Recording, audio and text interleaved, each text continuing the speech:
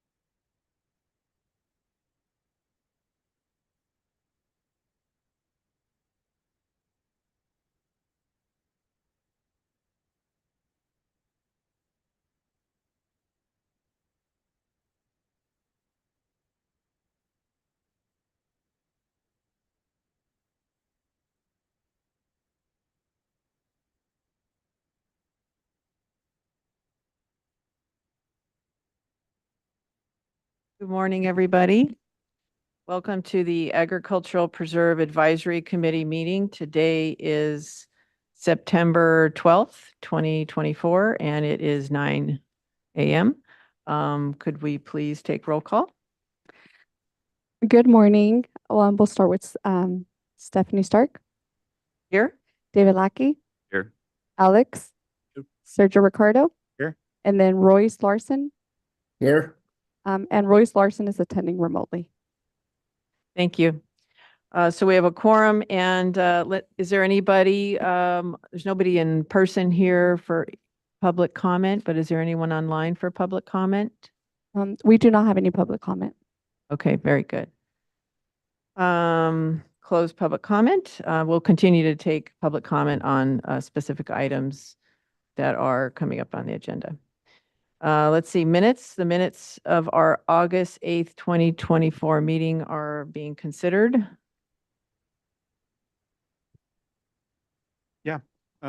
Thank you, Madam Chair. I have a couple of comments. The first one is it's purely cosmetic, I think. It's just on the title of the minutes. If you look at the title, it just says Agricultural Preserve Advisory and then unapproved. Looking at previous unapproved minutes, and again, it's just my opinion. It used to say Agricultural Preserve Advisory Committee, and then it said unapproved minutes for the meeting of August. In this case, it would be for the meeting of August 8th, 2024, and then it has an extra comma there. If you go back to like the early in the year, the unapproved minutes, you could follow the same format if you look at that. And again, this is just cosmetic, I think. And probably just carry that over to the header on the subsequent pages because I think it's similar in terms of could benefit from the rewording. Okay. Second thing I would like to comment on and get clarification. I'm pretty sure I know what we need to do on this one. It is item number 13 on the action. We are only calling out one of the parcels. If you look at the body of that item included 4 parcels, included parcel 099-050-011. And then it also included 012, 013, and 014. On the action paragraph, we are only calling out parcel 11. I'm pretty sure we need to include parcels 12, 13, and 14. but I just want to confirm with David, do you recall? Yeah, I think that's correct. So it was a good catch. We just need to reflect all of the 4 parcels in the motion. So that would be my suggestion to correct the action to include parcels 12, 13, and 14. And I think I just have a question, and I think, again, this is maybe just for me, clarification on item number 3. On the action paragraph, it says that, we voted 5-0 to find a request for the winery substantial conformity and the determination. Is that, was that something that we did? And I'm looking at David to get clarification, because I'm not sure if, my notes didn't show that, David, so I'm not sure. It probably is correct, and we can leave it, but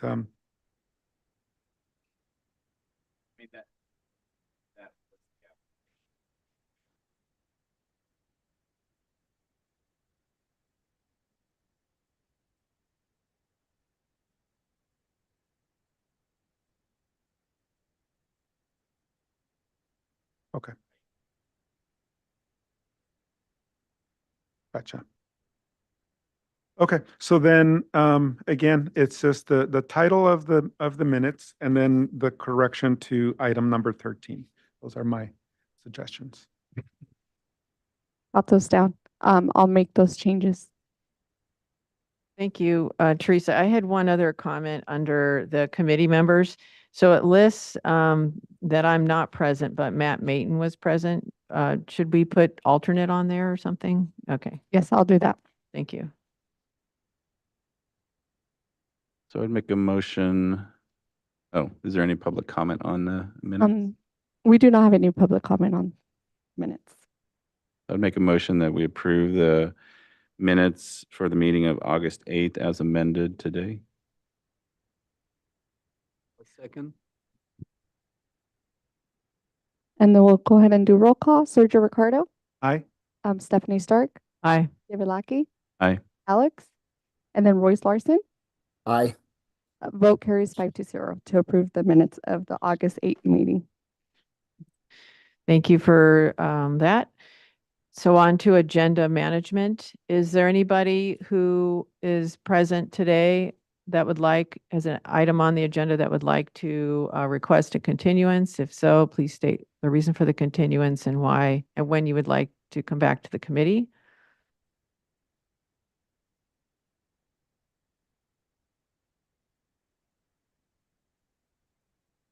I'm not seeing any requests, Stephanie. Okay, and nor is there anyone here in person.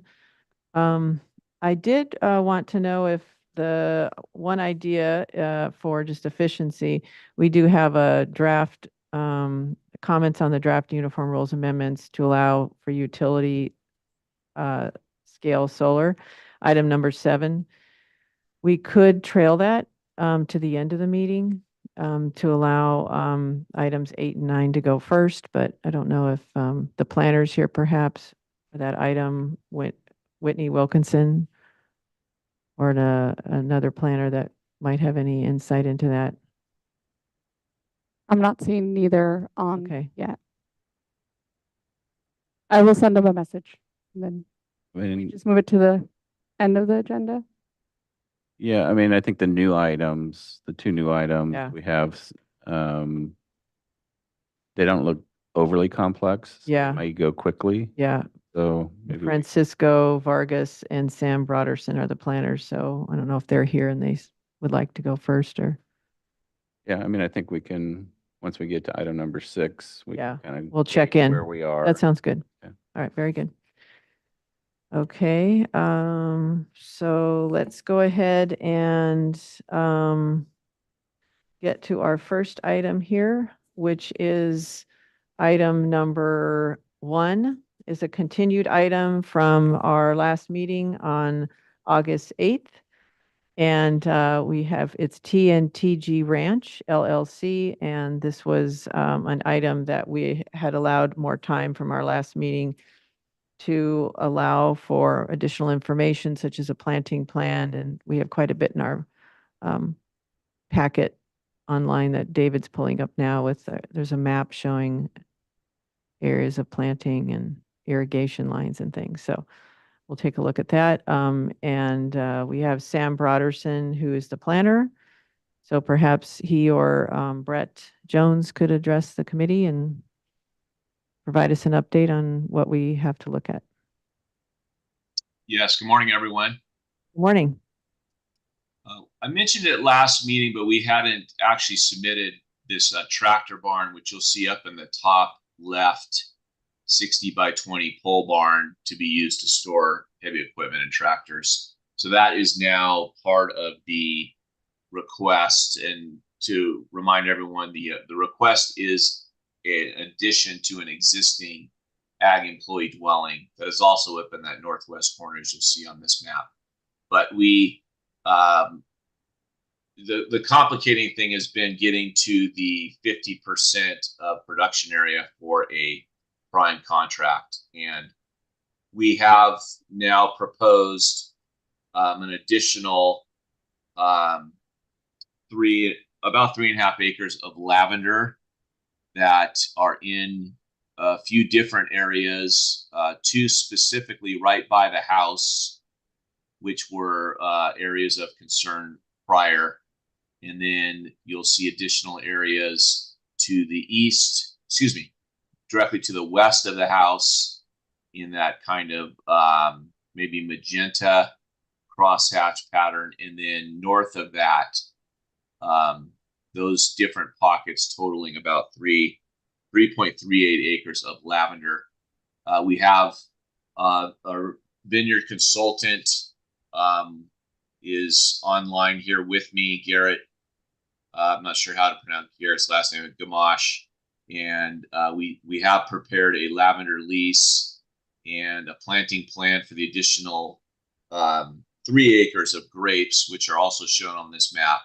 So as you recall, the net area of the parcel, when you take out the right-of-way for Refugio Road, which bisects the parcel, is 62.79 acres.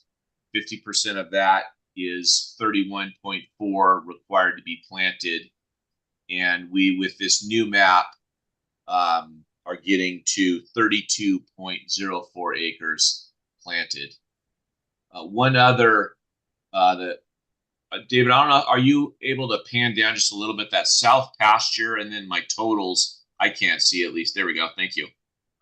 That south pasture, unbeknownst to me, there is a major drainage swale running through it.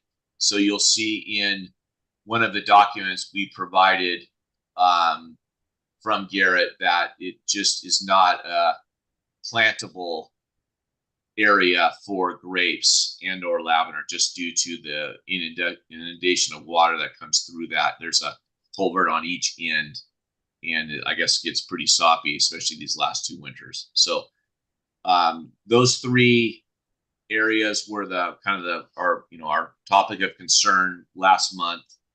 We've addressed those. I do have a revised irrigation plan in the packet. Planting plan spring of 25 would be the grapes, and you'll see a grape order there, and the lavender to begin in spring of 2025 as well. And then you on there, you'll see we did submit for the land use permit for the tractor barn. We've shown that location on the site plan and provided Sam the documents for the floor plan and external elevations, which I see are included in this, but that just happened this last couple of weeks. I think that was everything that we talked about at our last meeting in August.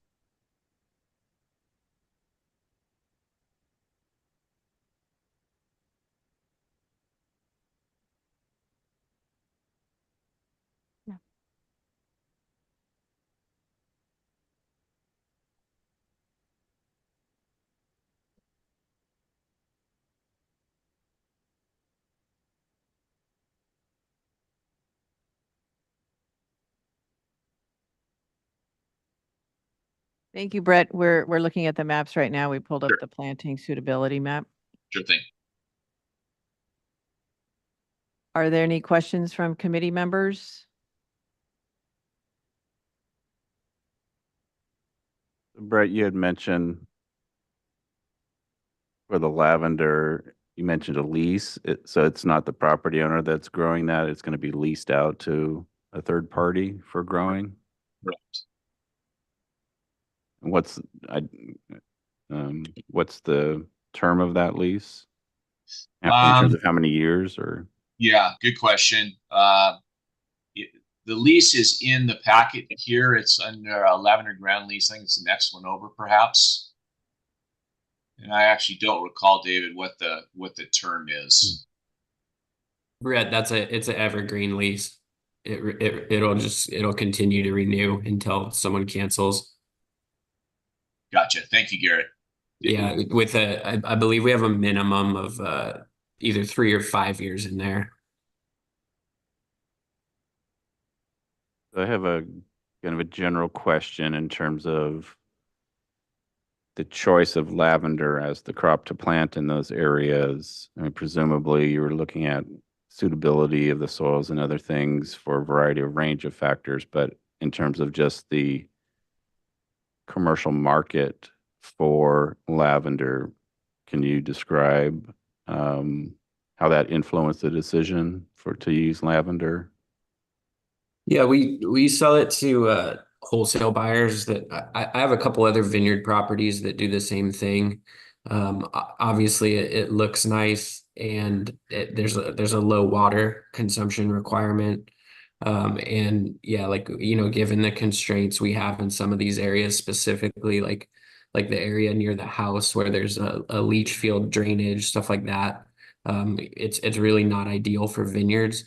So it's not hard for us to find wholesale buyers that buy lavender to use to make, essential oils, things like that. So I have a couple current vineyard clients that do this same thing. And, we're looking at selling to a couple of those same wholesale buyers. Do you have any information on just the general kind of wholesale value per acre that you see on other properties that are doing this? It depends on planting density, but during a good year, we're probably looking at, let's see, the gross would probably be, I don't know, in the $1,500 to $2,000 per acre range, depending on planting density and the crop for that year. Okay. And how many? So it's not hugely profitable, but it pays for farming, and there is profit there. Right. And is it a single crop per year, or is it just sort of continually harvested? That depends too. Typically 1 to 2 crops per year, depending on when you cut it and all the climatic conditions. Right. Okay, thank you. This is Stephanie with the Ag Commissioner's Office. Thank you for coming today. I did have a question on the lease. I'm just looking at it on number 1 of the lease. It does say term. The term of this lease shall commence on the effective date and end on, and it's just blank. So was that filled out or? I think there's language further on that explains it just automatically renews. I'm trying to pull it up right now. But I'm having time pulling Teresa, it up could we without pull that one up, please? canceling out of the meeting. Yeah, I saw the to Which one was it? get out of the lease. Oh, That's just it. go to the very top. There you are. So I was looking at under 1, at the very bottom of 1, it says term. The term of this lease shall, commence on Oh yeah, I the see. effective date and end on. So I was just looking at that and later down that under. could be made more clear if we Yeah, did. because there is a section on 18 about termination, which states just if either party, there's a breach or a default, either party could terminate. I just don't see anything in there about automatically renewing or. Yeah, I'd have to take a closer look.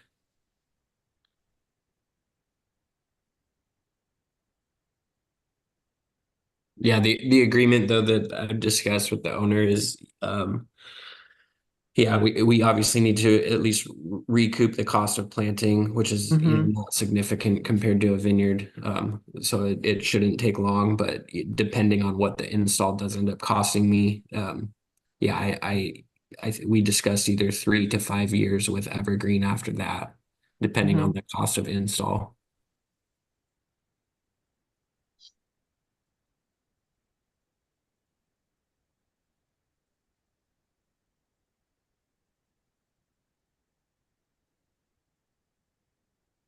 So question for you, Brett, and maybe, Teresa, if you can go back to the planting, the new planting area map, yes.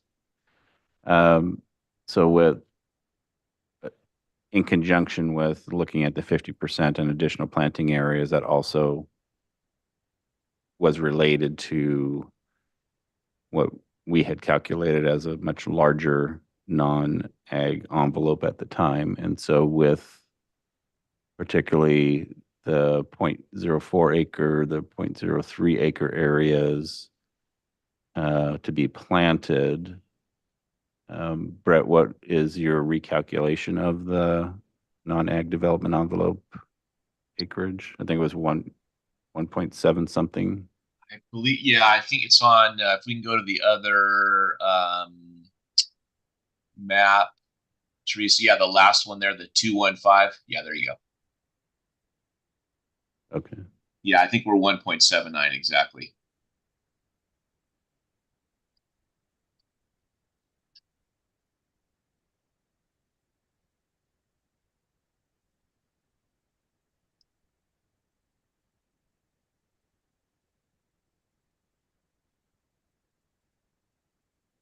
I guess a I general think- comment for the committee members. So I know in the past, you know, where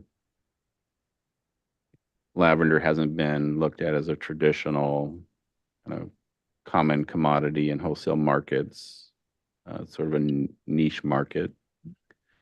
And I think when we've seen it, it's almost been like landscaping. It's been like a linear row or something. And so we normally have not looked at that as qualifying agriculture, either you know, because of this size or configuration. I think it was helpful to hear at least the valuation per acre is clearly, I mean, I think we all acknowledge the $500 per acre is way low, and that's probably from the 70s or 80s when that was written in the statute. But I think both the extent and the configuration, I'm more comfortable with looking at this as qualifying commercial ag, but I'd like to hear your thoughts as well. I think other than the minor corrections that need to be made to the lease, to the actual lease, yeah, I feel comfortable as well. I agree. Okay, good. This Yeah. is Royce with I have a question.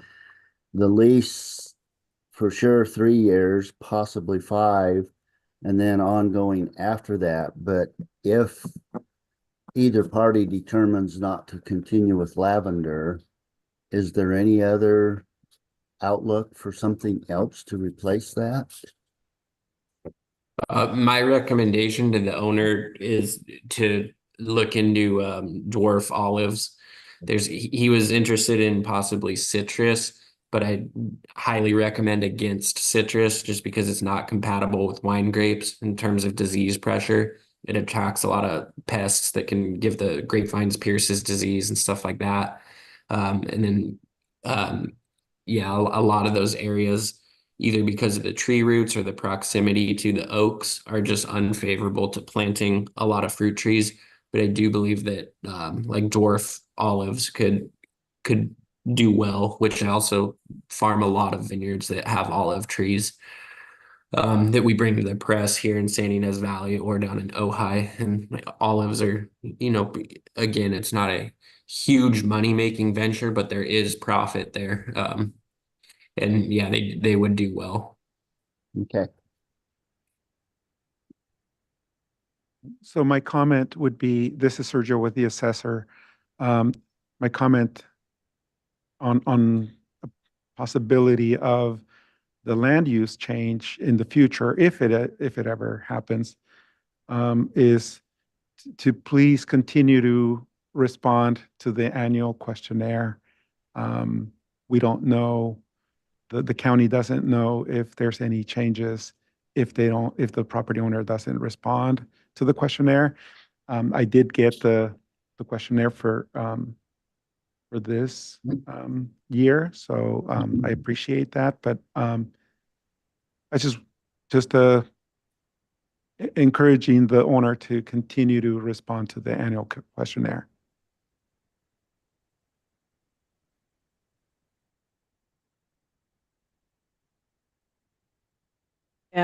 Yeah, one thing I was looking at the planting suitability, and it also brought up, this is kind of gets to the lavender question. I agree that the lease should have more clarity in it. I'd like to see that at least when it's renewed. That's pretty common to see a number of years and then it can be renewed, every year thereafter. But they're kind of limited to, it was brought up, just pest control in general. I mean, you can only do so much intensive pest control around a structure. So primary dwelling like that, you got to be kind of careful. So it seemed like lavender seems compatible, and then olives, that's not really a heavily sprayed crop. So there's some definitely makes some sense to me. And in reading the planting suitability that called that out. So I wanted to also open it up for public comment. If there's anybody online joining us who would like to speak on this item. Chair Stark, we do not have any public comment. Okay, thank you.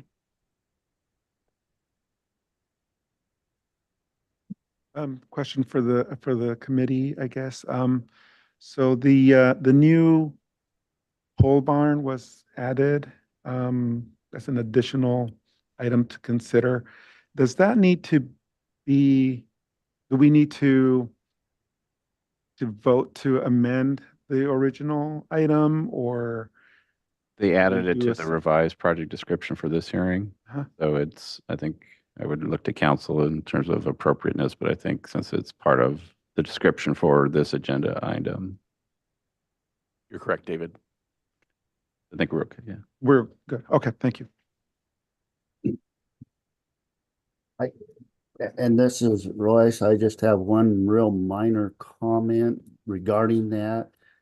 And I believe that the construction of a new 1,200 probably should say square foot. I'm assuming is what that should be. Pole barn. Yeah, good catch, Royce.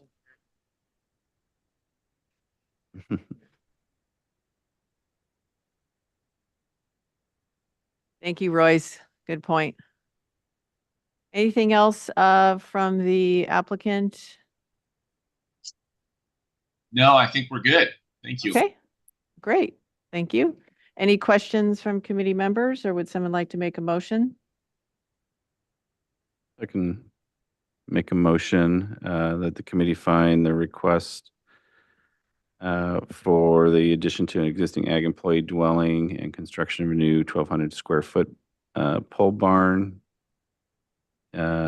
is consistent with the uniform rules, and that with the additional planting plan and planting schedule and lease agreements, that it meets ongoing eligibility for commercial ag production requirements, and contract 98 AP002 meets ongoing eligibility. And could we add in the about the changes or additions to the lease? How can we handle that? We typically put that in the motion, Like a contingency. contingent upon planner verification that the I lease. mean, I would look to council. I mean, I think we can encourage, well, that they add a provision that describes the terms of the lease agreement. As discussed today, that it would be in perpetuity until either party, discontinues or whatever reason. But yeah, it's just some, So not build it into the motion, but just encourage that I guess I'd look to council in terms of our authority to influence the third-party lease agreement. You can build it into the motion in that it's contingent on plan or final approval of the terms of the lease or final review of the lease. Okay. It is important that it have some ongoing eligibility. I wouldn't Yeah. list perpetuity or things like that because you don't want to judge the term, but compliant with the uniform rules and that the lease complies with the uniform rules and will remain, in place At least for the term of the in contract. terms of the contract at least. And okay, so do you want to amend your I would motion? amend my motion to basically say what council said, is Okay. that also that they include the clarification for the lease agreement terms, that they're consistent with the terms for the ag preserve contract, and that be verified by the planner. Okay. I second that motion. Roll call, please. Sergio Ricardo. Aye. Stephanie Stark, Aye. David Lackey, I Alex. Aye. And then Royce Larson. Aye. Okay, vote carries 5-0. Great, thank you. Brett, were there any questions about that motion? No, I'll get with Garrett and the property owners and get that revised and get it to Sam, our planner. Okay, very good, thank you. Thank you very much. Have a great day. Thank you.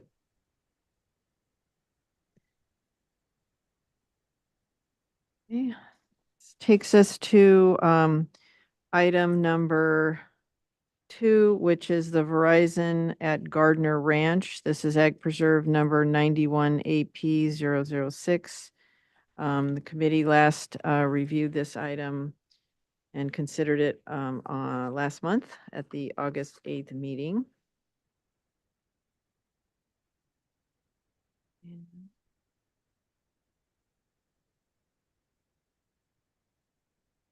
Okay, and we have Kathleen Volpe, who is, I think I pronounced that correctly, is the planner for the project.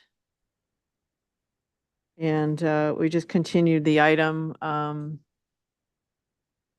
information in our packets about it. Right, so this, just as a, I guess, refresher, one of the issues is that as far as the annual Williamson Act questionnaire, the owners for the contract have not submitted the most recent, and for many years past, I believe also have not submitted those. And so as part of our Uniform Rule 6, that's one of the requirements to provide that information to be consistent with ongoing eligibility for the contract. And so it was continued one more time just to see if there was any response from the property owner. I know the chair and the APEC has not received any correspondence with the owner. I'm not sure if the property owner or the agent or the planner had received any information from the owner, so that would be helpful to know. No, the assessor did not receive any communication nor the questionnaire.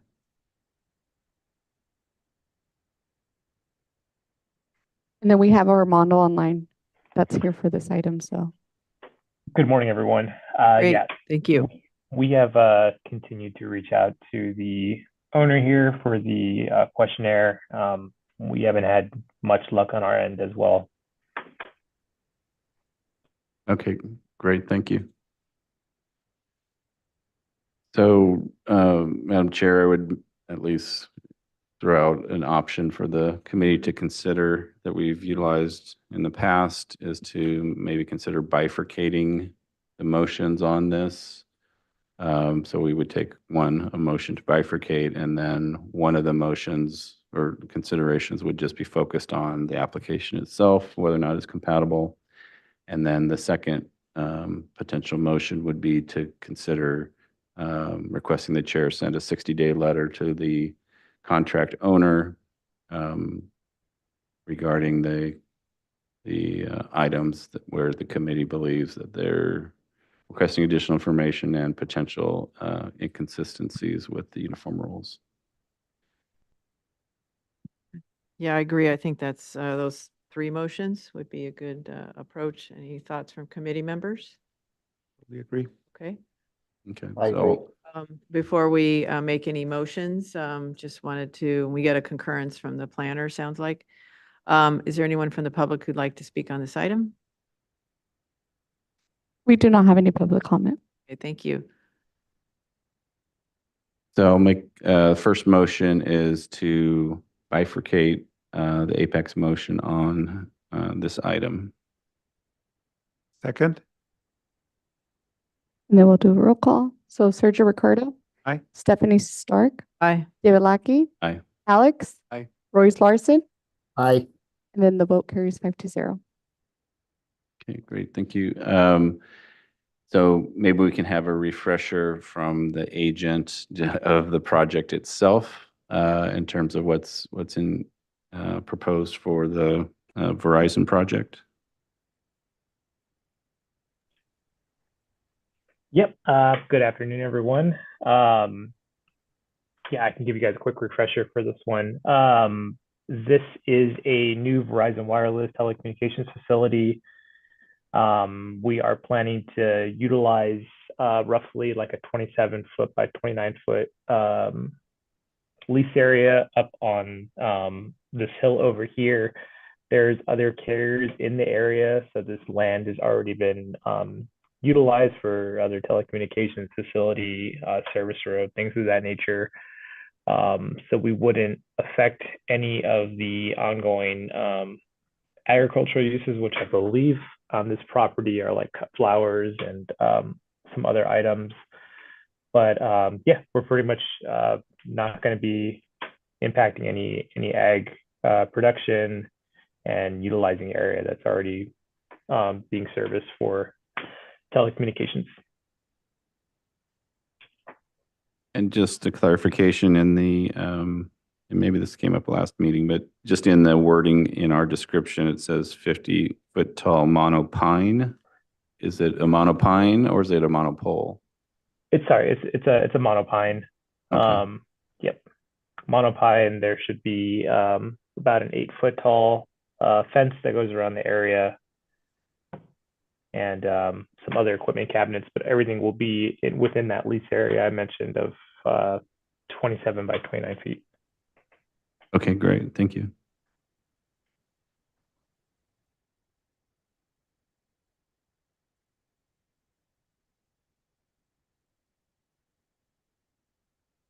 Okay, so hearing the description, do committee members have any questions regarding the project? No. Okay. Anybody else looking around? No? Okay, very good. I would make a motion that the APEC find the request for the Verizon Wireless 50-foot tall monopine and antennas and panels and lease area consistent with the uniform rules, specifically Rule 2-9. Second. And we'll do roll call. Sergio Ricardo, Aye. Stephanie Stark, Aye. David Lackey, Aye. Alex. Aye. And then Royce Larson, Aye. and then vote carries 5-0. Okay, great. Thank you. Thank you, everyone. Thank you. Thank you. And now for the discussion on the potential third motion is to request that the chair send a 60-day letter to the property owner. And I think that, And you mean a 30-day notice to appear, or we're talking about a 60-day letter?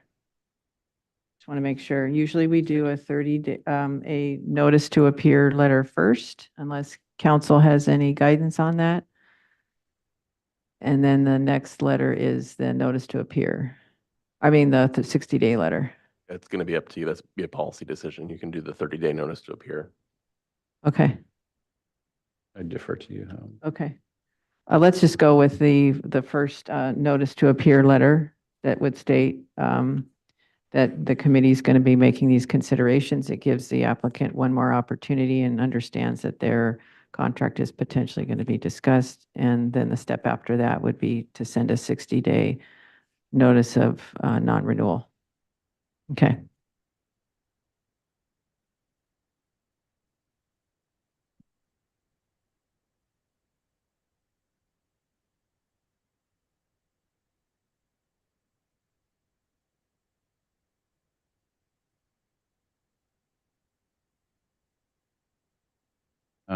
And so as part of the motion for the notice to, or when the notice to appear is sent out, do we provide the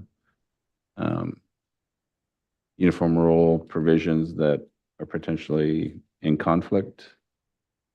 Yes, we would send out, specifically, we'd address that uniform rule regarding the, we look at consistency with the uniform rules, but we would spell out the annual report to the assessor's office.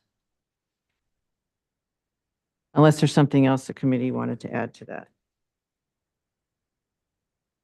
Yeah, I think in general that's correct. And then whether or not we just reference, is it, and I'm looking to Sergio, is it rule 1-7?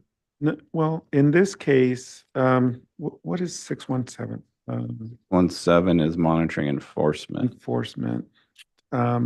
Yeah, we could probably reference that one. I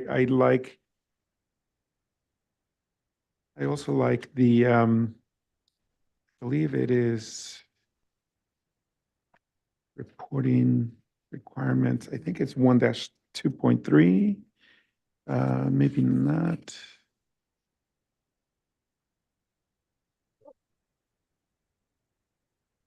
And there's one that requires for the annual. 1-2.3 says commercial production and reporting requirements. We could reference that in the letter. Specifically D, production record. Oh, wait, is that right? Yeah, I was looking at that one too. Yeah, I think it is D. Yes. Okay. Yeah. Very good. So it's 1-2.3 D, as in David.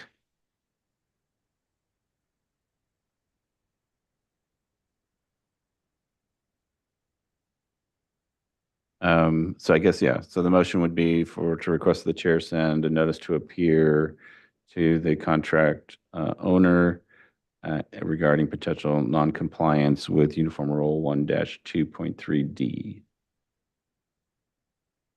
I second that motion. And then we'll do a roll call. Sergio Ricardo. Aye. Stephanie Stark. Aye. David Lackey. Aye. Alex. Maurice Larson. Aye. And then vote carries 5-0. Okay. I had a question on that. Yes. Will the notice be for them to appear in the October 10th meeting or November 14th meeting? Let's say November, just to be on the safe side. The November meeting. Thank you. Okay, very good. Are there any questions about that notice to any of those motions from the planner? Or the agent? Okay. Very good. So that takes us to item number 3. And number 3 and 4 are, they're both kind of connected, but we will discuss them one at a time. 3 and 4 are both regarding Ag Preserve number 72 AP 145. They both pertain to enforcement cases that were brought to our attention as a result of sale of land that's no longer under common ownership. Both of those properties received both the notice to appear as well as the 60-day notice of non-renewal.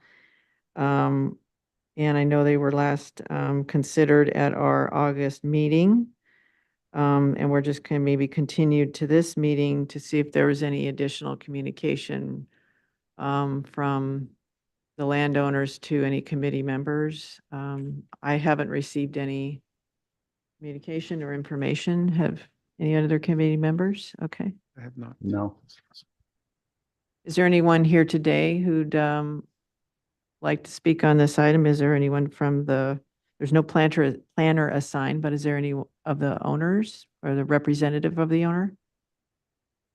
Specifically for the Pursoon Family Survivors Trust? We do not have anybody online. Okay, very good.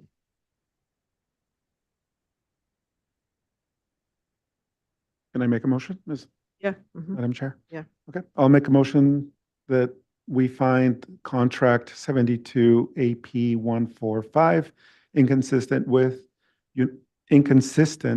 Uniform Rule 6-2, and that we recommend non-renewal To the Board of Supervisors? to the Board of Supervisors, correct?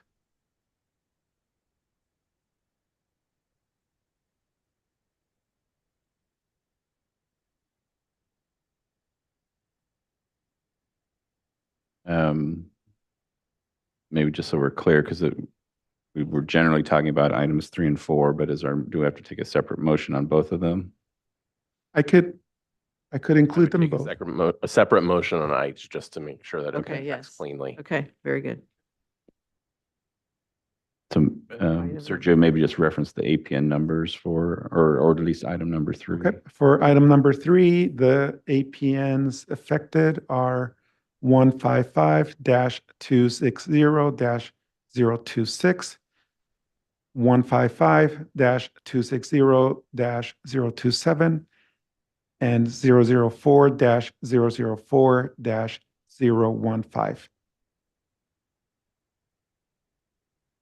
My apologies. The Pursoon Family Survivors Trust, I believe they only own 26 and 27. Yes. So I don't know. Should we just specify that for this item number 3, we're only talking about 26 and 27?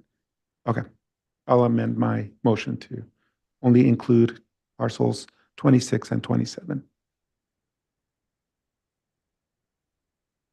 I forget, did we have a second, or if not? Is that correct? Because if the whole I know we have a motion on the floor, but if we just non-renew those 2 parcels, will that do what we wanted to do, which is to non-renew the whole contract? Well, yeah, and so item number 4, which is the other parcel, that will complete, Okay, the that will puzzle. complete the Okay, puzzle. I Yeah. see. Okay, so thank you for that. I make a second the motion.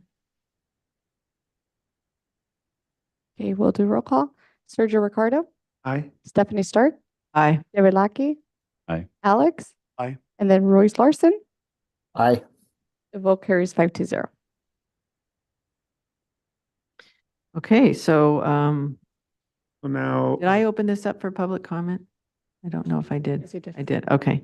Very good. So that brings us to item number 4, and this is related to the same agriculture contract. Any discussion from the committee? I think we're looking at a second motion similar to item number 3, proposing to find the contract inconsistent. But before we do that, anybody from the public who'd like to speak on this item? We do not have any public comment on this Thank item. you. That takes us to to the potential motion. So I'll make the same motion. To find contract 72 AP 145 specifically on parcel 004-004-015 inconsistent with Uniform Rule 6-2, and that we recommend non-renewal to the Board of Supervisors. I second that motion. Do roll call. Sergio Ricardo, Aye. Stephanie Stark, Aye. David Lackey. Aye. Alex. Aye. Royce Larson. Aye. And then vote carries 5-0. Yeah, very good. Thank you.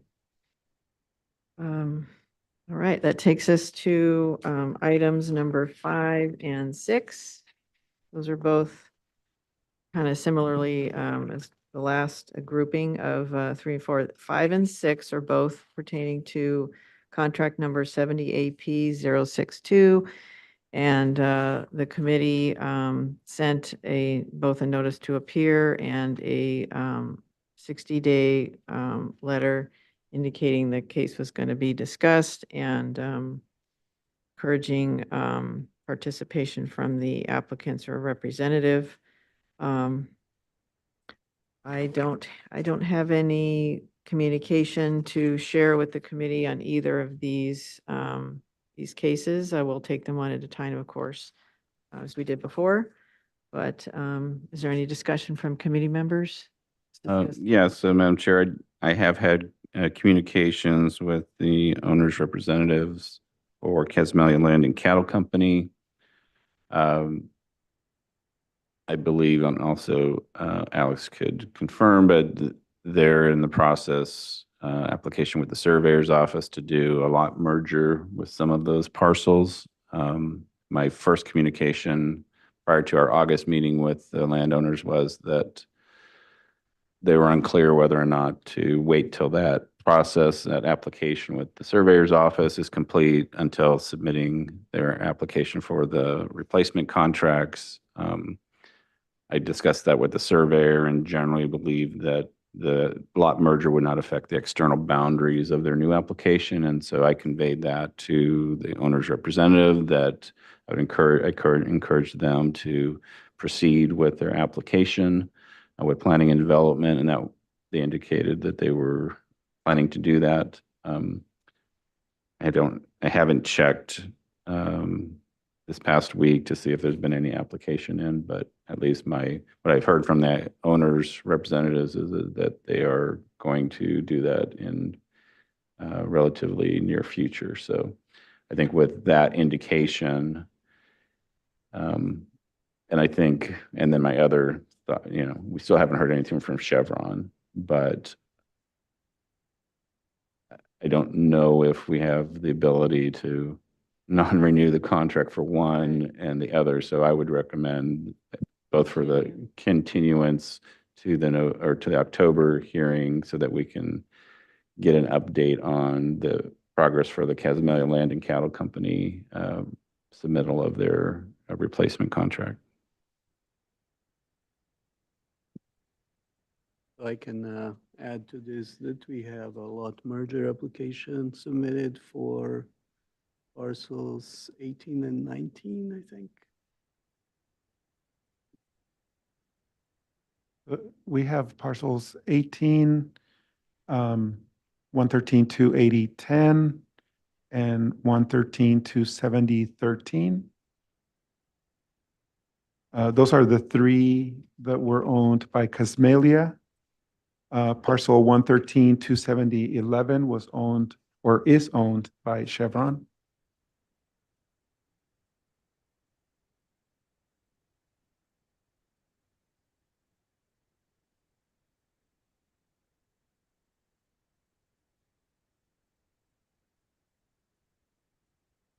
Alex, is there any time frame on the lot merger application process? Typically, we process, we review within 30 days after the submittal, and usually goes through several review cycles. So it's probably going to take a couple of months at least. Okay.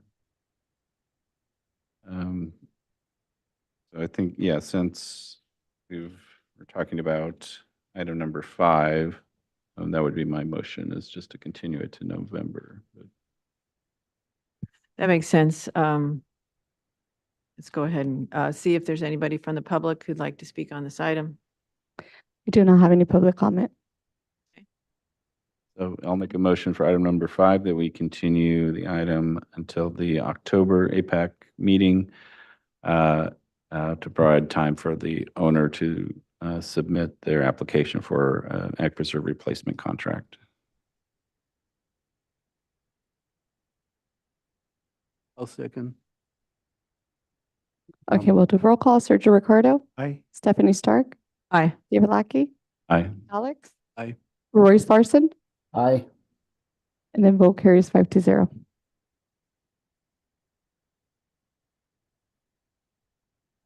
Okay, thank you. That's encouraging that we've been in contact with the owner. Regarding item number 6, there was some discussion that we'd want to, it makes sense to me to keep them together, because if we don't, then it loses. I'd rather wait one more month if possible, unless somebody has concerns about doing that. My only concern, and I'm okay with waiting and keeping it together.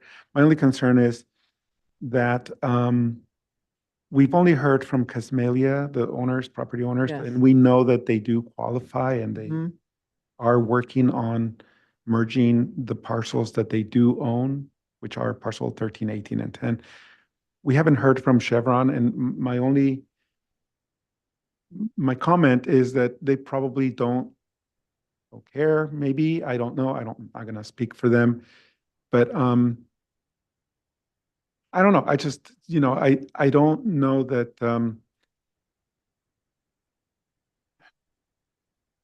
yeah, I'm always on the fence with these, when you split the parcel, the contract, clearly the parcel owned by Chevron, it will probably, most likely will go into non-renewal. So, so that's where I'm at. I don't know if waiting does anything, but I'm okay, holding off until we resolve the merger situation with the other parcels. I guess maybe just the technical question that I think we have, or just is unclear, and I don't know if it's clearer to you, but let's just say we did recommend to non-renew the Chevron portion because they should effectively share the same contract. If that moved forward to the board quicker than the new replacement contract for the remainder parcels, how does that get handled? I mean, if the board non-renews, contract 70 AP 062, effectively they've non-renewed the entirety of including the Casmalia Land and Cattle Company. Yeah, that's it's one of the, I don't know if I want to call it a glitch, but it's one of these things with the uniform rules that, the assessor, the assessor unofficially already split it for assessment purposes. So we've already separated the parcel owned by Chevron. We could easily just non-renew that unofficial split by the assessor. But if we're, in terms of the legal, the official contract, yeah, once it's, technically we should non-renew the whole thing. So again, it's where I'm kind of stuck. I don't know how to proceed. Speaking as a committee member, in terms of assessor, on the assessor side, it's kind of easy because we've already unofficially split it. But in terms of committee, APAC, the official contract, I'm with you. We should probably keep it together. Yeah, my only thought is that, we're in September right now. If we did take action to non-renew the Chevron portion, potentially it could get to the board before the end of the year, rather than giving them another full year of benefit when we haven't received any indication that they have intent to, get a replacement contract. So that would be at least one potential reason to non-renew their parcel as part of the whole contract. But a potential solution would be to non-renew and to have Casmalia protest their portion. But again, you know, if they're going to protest, it's going to affect the entire, so never mind. I just thought, I was just thinking out loud. I was thinking, There's, well, they could protest there. there's no reason for Kismalia not to be able to apply for a new contract. Right now, we concluded that, I believe. So, Yeah, correct. I mean, even and I forget, you know, last year there was another example, like one of the canyons up off of 246 and Drum Canyon that we were struggling with the same issue. Parcel sold off. One of the property owners was responsive, the other one wasn't. And we did kind of wait till the application was for one of them was in to take action on both of those. But you know, the timing of when those go to the board is unclear. I mean, they may proceed at different, you know, one may be in December, one may be in November. So in the end, you know, if the non-renewal for the non-responsive one came first and then the next month, the actual replacement contract was approved by the board, it's getting its own contract anyhow. So there's a temporary, I guess, glitch in the matrix, but yeah, I wouldn't want to try to go down to a protest pathway. So maybe just the cleanest version is to kind of deal with them together and continue both of them for one more month. Okay. Yeah, I don't see it. Royce, did you have any input on that? No, I think keeping them together would potentially be the best way to handle it. Okay. All right, let's do that. So let's see, we already have a motion on item 5. I make a motion on item number 6 to continue the item to the October meeting. I will second. Roll call. We'll do Stephanie Stark, Aye. Sergio Ricardo. Aye. David Lackey. Aye. Alex. Aye. And then Royce Larson, Aye. and then vote carries 5-0. Thank you. Okay, so we're going to go ahead. I get the thumbs up from, is that Whitney, right? Oh, Zoe, I'm sorry, Zoe. From Zoe, one of our planners we'll go ahead and take new items number 8 and 9, and then we'll loop back to item number 7. So the next item is Canvinia Vineyard Estate, special events. This is a new item for us. It's contract number 77AP032. And Francisco Vargas is our planner on this. Francisco, are you on the meeting today? Yes, I am. Oh, great. Terrific. Thank you for joining us. And is the applicant or representative also here today? Yes, hi, Gallery Macon. Hi, welcome to our Ag Preserve meeting. So would one of you like to provide an overview? We have a number of items in our packet that we've pulled up. The first one here is the map.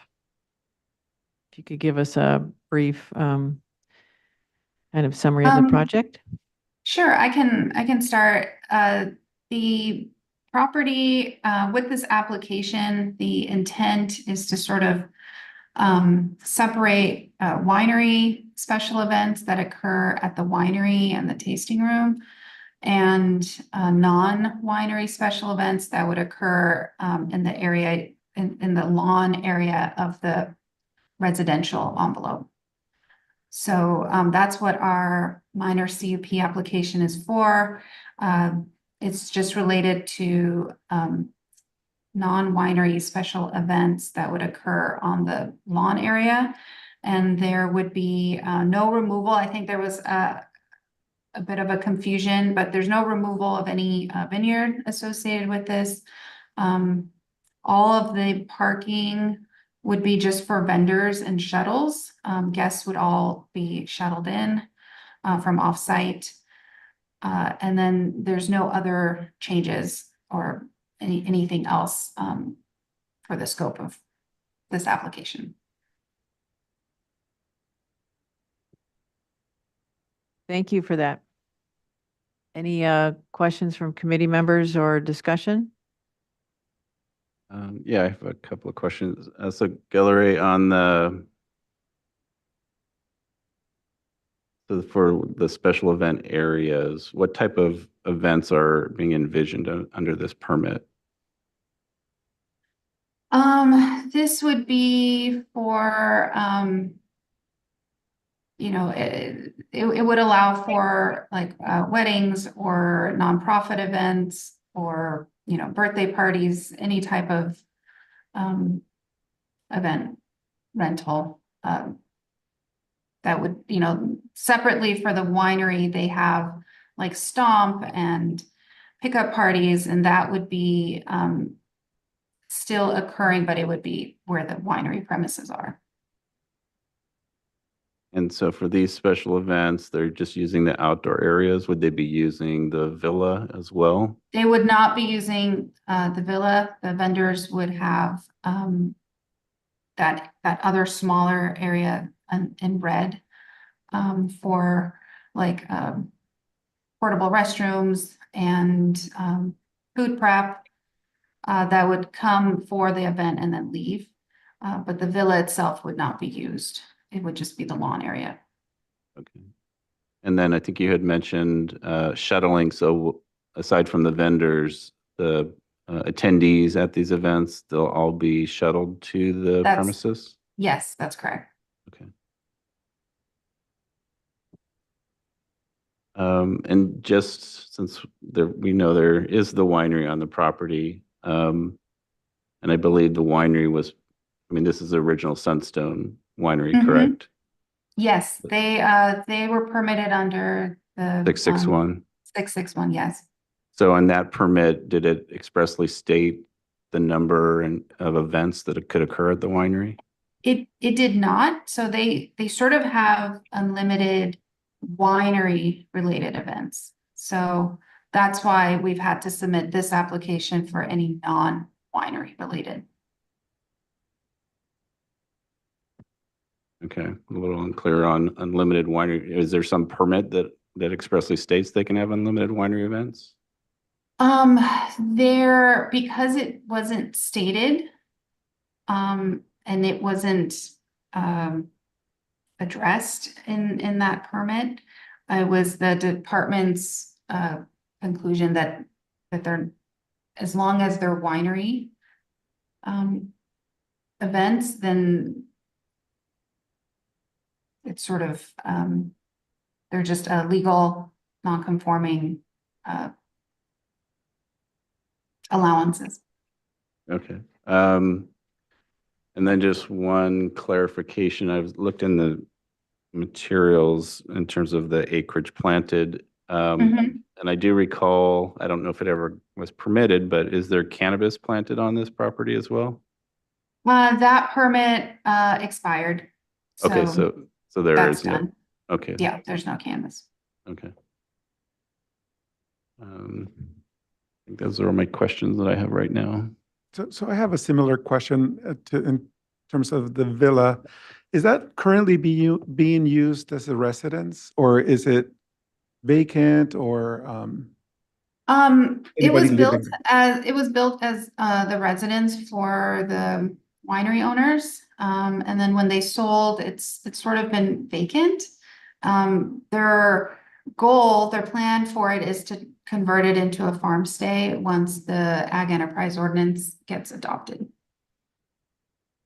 And the reason I was asking is, so I noticed, I think it's on the information provided that there's a guest house, and that guest house is being used as storage only. Is that what's going on? It was, but they have done they're trying to bring it back as a guest house again. It's sort of had some maintenance requirement. They had deferred maintenance, and so they were just using it as storage. But it's now back as a guest house. So basically, currently to date, there's no one living at the property. There's no full-time resident, no. The current owners do use it, for their own personal use, but they're not living there. And On the planting, on the vineyard, plantings, I was checking some aerials and I don't have it, but maybe if, I don't know if there's like an aerial, a better, like a Google Earth, version. I was wondering if there's anything planting. Okay, this is a good one, Teresa. The area that says existing vineyard, about 14 something acres, 1422 acres.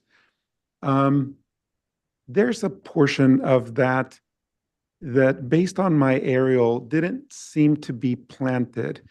So I guess my question specifically is, are there any areas of the existing vineyard that were pulled or maybe in transition, maybe you're replanting? I do think that they're in transition for that sort of longer strip that you refer to in that 14.22 acres. Right. And then in that lower portion, they had done some removal, about 2 acres for the cannabis, but then now they're replanting vineyard.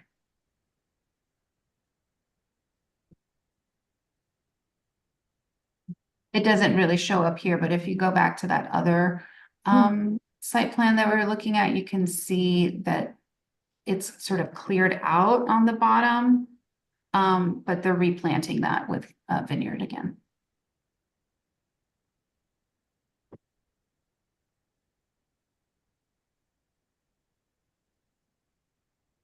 Yeah, maybe my question, and maybe you just answered it, but I wasn't paying attention. I apologize. On this map, well, if you can go quickly, Teresa, to the previous map. So just above that blue area and in between where the villa is, there's a area that's hatched for parking area. But on the other map, it shows it as it states it as an existing vineyard. And so I'm not sure, I guess my question is that one of the areas that they're going to transition back to vineyards, or is it going to be for parking? And is it parking for the villa, or is it parking for winery related overflow? I think maybe that was the confusion. Maybe Francisco can speak to that, but there was no vineyard removed or being proposed for removal by the. Actually, I think it was just me looking at the map wrong, because the parking areas have the blue lines and arrows, and I traced it incorrectly. So I think it's a non-issue.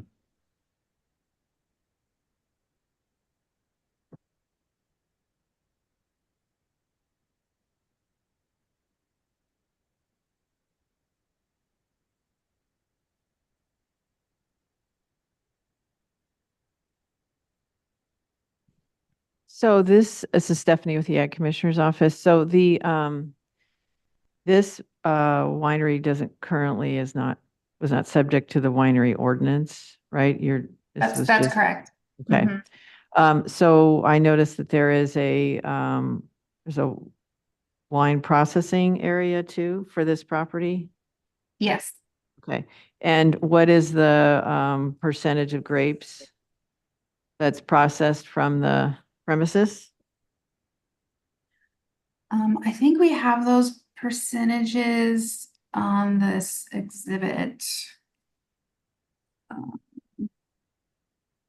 Right hand. Oh, is it? Okay. Oh, here we go. You want to zoom into that.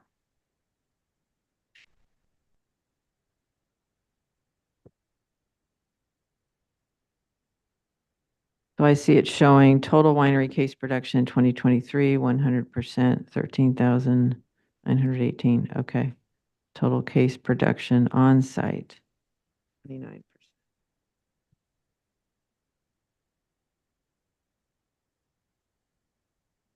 So with that information, are you indicating that a large percentage of the grapes on the premises are sold separately? Or are they processed still with the same ownership? They're just making wine off-site. Talks about case production off-site, contracted vineyard.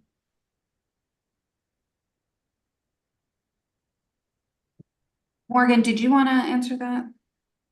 Hi, this is Morgan. Yeah, all the production and the processing is on site. The cases that are stated that are saying contracted vineyards and that are coming from offsite, they're all being processed on site. So there's 29%, the 3,972 cases that are coming from on-site vineyards.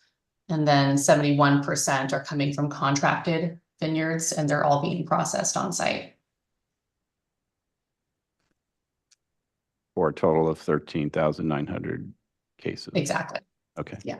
Oh, so you add the total case production, the on-site versus the off-site, and then we would look at that percentage of you combine that, okay, right? See if they meet that Yes. 51%. Looks like 100% is. Oh, okay.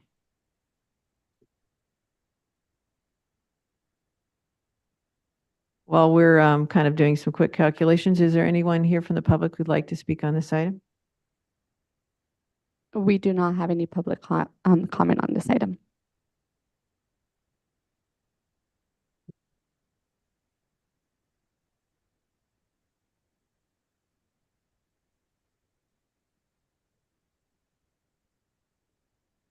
Are there any other questions from committee members?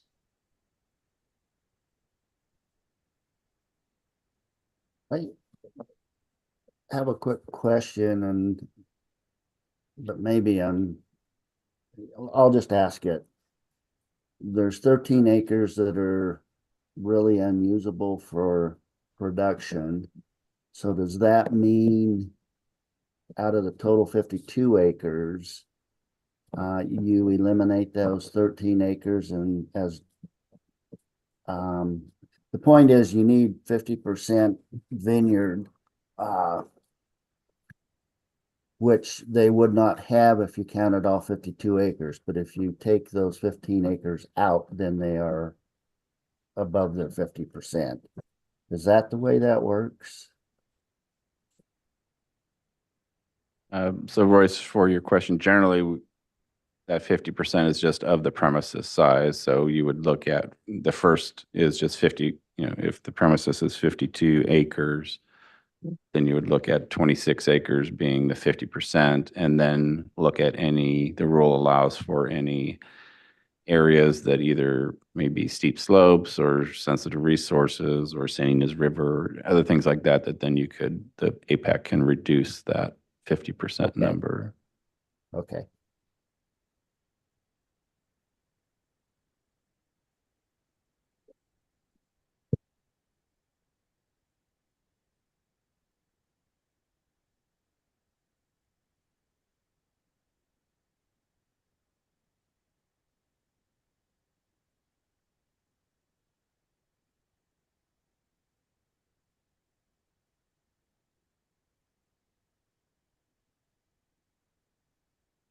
I just want to make sure I understand. So I'm seeing that the total case production is 13,918.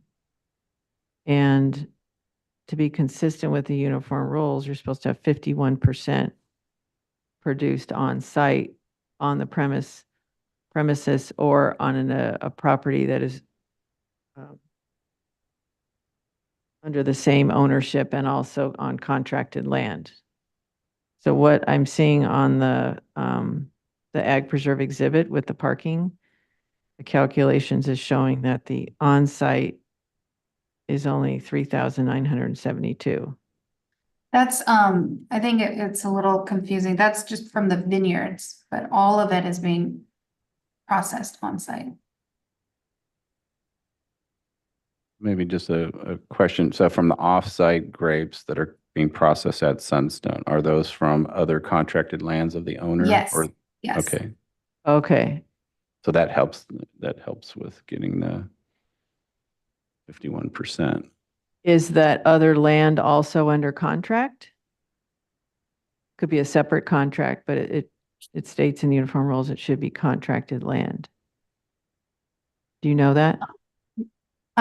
We were told it's all like 100% contracted lands, that they're getting the offsite wines from, or grapes from. I don't know the addresses. I don't know the Okay. parcel numbers, but. And I think they annually have been pretty consistent with their renewals. They've provided their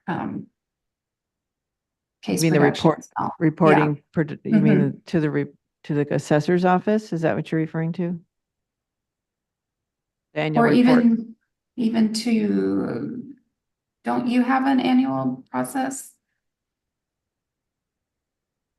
You're referring to the ag commissioner's office or Mhm. planning? Oh, well, the ag commissioner's office has an annual crop report, but that isn't mandatory. I thought maybe you were speaking of the annual report to the assessor's office. Sergio, do you know if they're reporting? They are reporting. Okay. Yeah, and Okay. uh, encourage them to continue to report, especially. Yes, they will. They will. Okay. Good, thank you. Especially Yeah. with the areas that are in transition. Do you have any idea when those will be planted? I mean, maybe not this year, it's already kind of late. And again, I'm speaking specifically about those 2 blocks that were pulled. You mentioned one for the possibility of cannabis and the other one, I don't remember for what reason, but anyway, do I you know have it's any I know it's a high priority for them, to get it back. So, I'm hoping by like next year, they'll. Perfect. And again, just again, encouraging the owner to continue to report. Yes. So my quick back of the napkin calculations. So as a quick refresher, both the P&D and APAC has used the 300 cases per acre as sort of a standard metric. In most cases, production is, and based on varietals, is much less than that. But so dividing the 13,918 by 300, you would need to have 46.39 acres of vineyards planted to equal the 13,918 cases. And then 51% of that would be 23.66 acres. And that fits, so that 23.66 would need to come either from planted on this premises or other contracted lands of the owner. That last part is unclear. And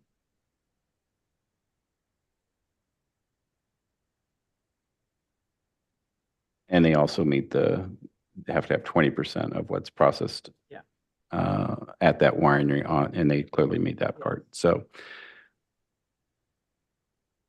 they're close. I don't know if it's, I don't know how strict we are. I mean, clearly they meet the 51% of what's, at least from other contracted lands. It's just not. It was currently planted, but there's 2 blocks that are not planted. That could increase the acreage. Do we know what the cumulative addition for that would be that are going to be replanted? I don't think It's somewhere between maybe like 2 and 4 acres. So I think that would get them to, because that would get them it would get them to the. if they're at, what are they saying? 20.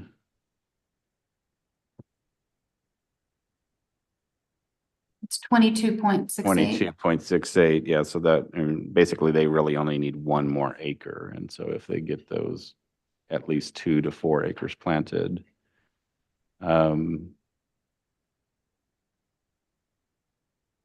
I apologize, you may have already stated it. Is there a planting plan or time frame of when those vines would be purchased for planting? I don't know, but I know it's a high priority, so I'm assuming by next year, it's gonna start.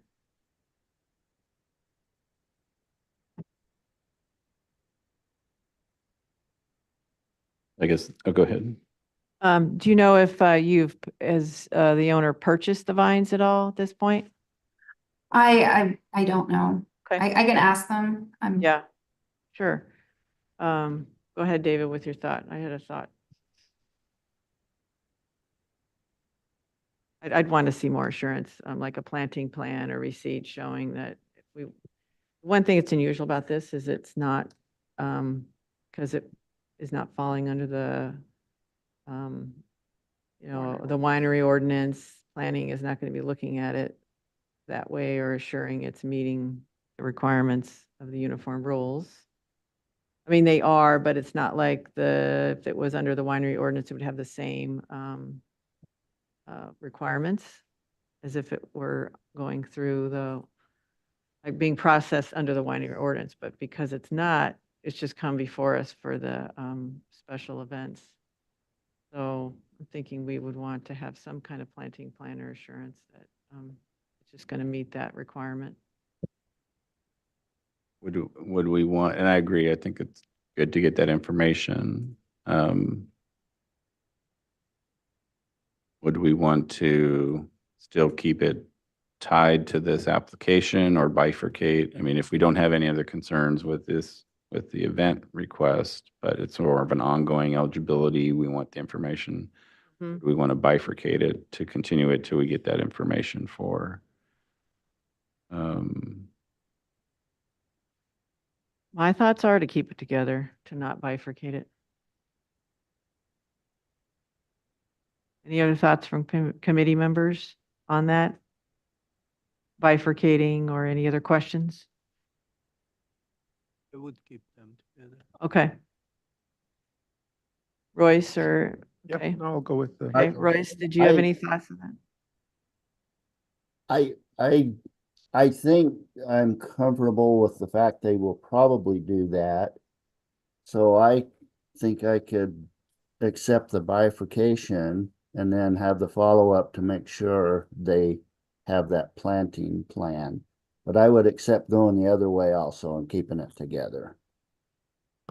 Yeah, and I think a benefit of keeping it together is it keeps a planner on the case. Okay. Once we bifurcate it, there's no planner. We're working directly with the agent, and we've had some issues in the past with that. Not with this applicant, but Okay. I'm sure you would too. I don't want to insult anyone. It's just looking at prior experience in other Okay. cases.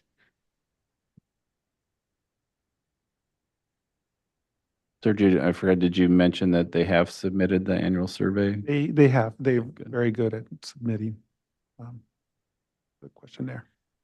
And just one, sorry, go ahead. I'm sorry, before we move on, can I understand a little clearer what it is, what target we're trying to meet? I didn't quite Right. understand that. So just again, going quickly, for both the department, but also APAC, we use, when we look at a lot of our rule is related to case production, we're assuming a general 300 cases per acre. And so if you divide that by your stated 13,918 case production, you would need 46.39 acres to get 13,918 cases. And then 51% of that is the uniform rule that of the cases that are produced need to be from the contracted premises or other contracted land of the owner. That would be the 23.66 acres planted. Your information states that you have the 22.8 or 22.6 acres. Mhm. So That's it's really the on-site. delta that's on site. Right. And but, so the what's other unclear- contracted lands, okay. Right, so the other contracted land, if you have evidence that it's on, some portion of that is on a contract that's owned by this same owner, that would be helpful, because that's part of that 51%. But we don't have that, so if all of that is on is on contracted land, but not of the owner, we wouldn't be able to count that towards this 51%. So that would Okay, mean we so would need to get we- additional planted on this premises. So either one, we would need evidence that for the offsite production, it's uncontracted, some portion of that, at least, 1 An to acre, 2 plus right. acres, right, would be from vines that are on contracted land by the same owner. If not, what the committee is requesting is the discussion of these additional areas on the premises that would be replanted. Typically, we would want either a business plan or purchase order to plant those vines and a planting plan schedule of when those would be planted. Okay, and I guess that's, so the 22.68 acres is inclusive of those areas that are in transition. And so there's not like new area that would be in addition to that. So that's where my confusion is. I guess what I'm hearing is they may have to just reduce their case production in Or order are to there stay other within- areas? Yeah, are there other areas on the property that could be brought into production? Yeah, I mean, if we're that close, if we're looking for like an acre, perhaps we can. I don't know where it would be, but I can look. But like they may have to just reduce their case production. That I don't. It's odd. Is that 300 cases per acre? Is there flexibility in that 300, or is that is like the number that's like written somewhere? It's 300. We're just so close. I hate to like. Right. Well, Yeah. I think it's already there's, I don't think you would probably find many varietals that you're going to get 300 cases per acre. Most you're going to get is closer to 170 or 200. So I think it's the 300 is already generous. And so there isn't any rationale to make it 400 cases per acre or 500. There isn't any evidence that is reasonable. Okay. I think that, if it got to a point where there was no additional areas that, made sense or that could be brought, feasibly be brought into production, then I think it's just a question of the committee of how comfortable, they're basically there. It's just, and they're still bringing in from offsite is from contracted land. It's just not from the owner. The committee, I think, has some discretion of making a determination of if they felt it's still, while not technically meeting the numbers, it might be close. So, I mean, that could be a possibility or a discussion, but I think the first pathway is to see, are there other areas on, one, which doesn't sound like is the case, that the owner has other contracted land where these grapes are coming from. So assuming that's the case, then we would need to look at the premises and are there other areas that could be brought into production, like we said, an acre or two. And then if that's not a possibility, then our conversation is, I guess, different. I can certainly bring evidence of the contracted lands. I don't know if that helps. Yeah, really. definitely. I mean, if But that I is- can certainly bring evidence of that. I can bring that. I would take that approach. So we go with a standard of 300. But if you have data showing something different from that, I'd bring that to the committee at the next meeting. Or whenever we decide to, we'll probably continue this item. So I think that would be helpful. Yeah, and as far, If you can't meet the acre, I would bring other data showing, well, this is what we see when we do our calculations specifically with this winery.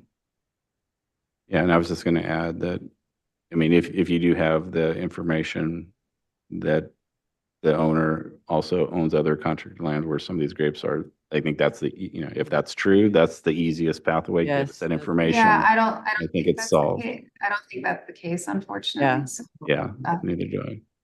yeah. Okay. There is some area next to, like right above the tasting room, below the villa,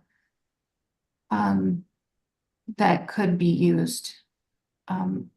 So if we could maybe carve out a couple acres there, if it's realistic, I can look at that. That'd be great. Thank you. Mhm.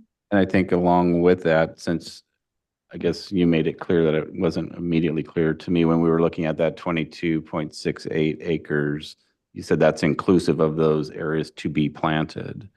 And so if we're going to look at those areas, we'd also want information on the timing of a planting plan for those areas, then plus the delta if there's other areas that can be brought into production, and the same information, a planting plan and schedule for those. Okay, yeah, no problem. And then in terms of the event though, just for our moving forward with the MCUP, there's no concern with that. I don't think we had any immediate concerns in terms of the use. I think we do want to keep them tied together. So I think our recommendation would be to continue this item until the October meeting so you have time, if you think that's sufficient time to get that information back to us. Yes, that'll be, I'm sure I can ask the owner and we can get that stuff quickly. Okay, that sounds great. And that meeting would be on October 10th. And we would want to try and get the information to Teresa or the support staff by, was it the 27th, Teresa? Or the 26th? Is that right? Of September? We try and get it 2 weeks before the meeting. That would be the 26th. Okay. Okay, that sounds good.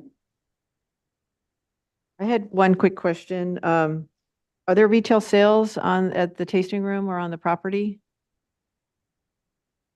They do sell wine at their tasting room.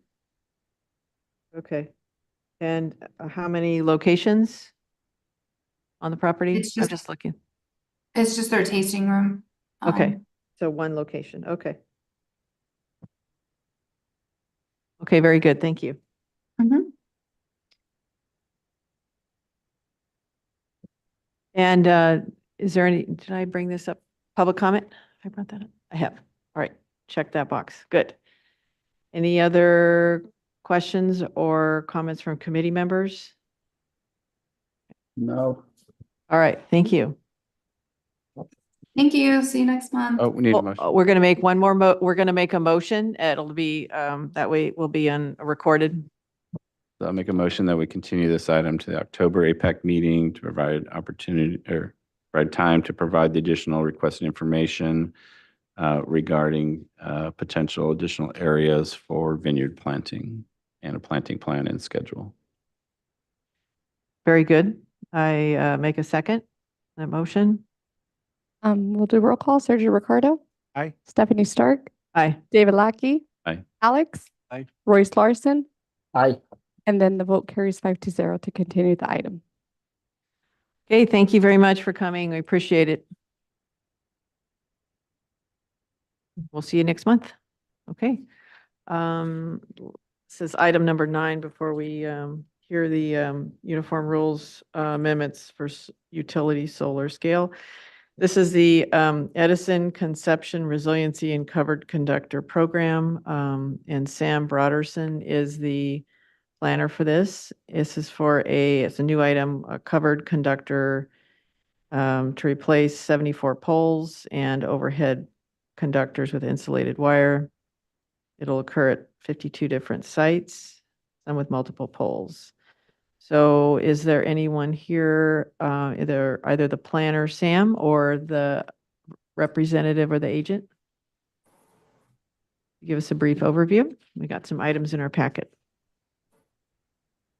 Hi, this is Sam Broderson, the assigned planner for this project. We do have Scott Warner, who's here on the line, who's going to be representing this project for Southern California Edison. So I'm going to pass it over to Scott. Thanks. Thank you, Sam. Welcome, Scott.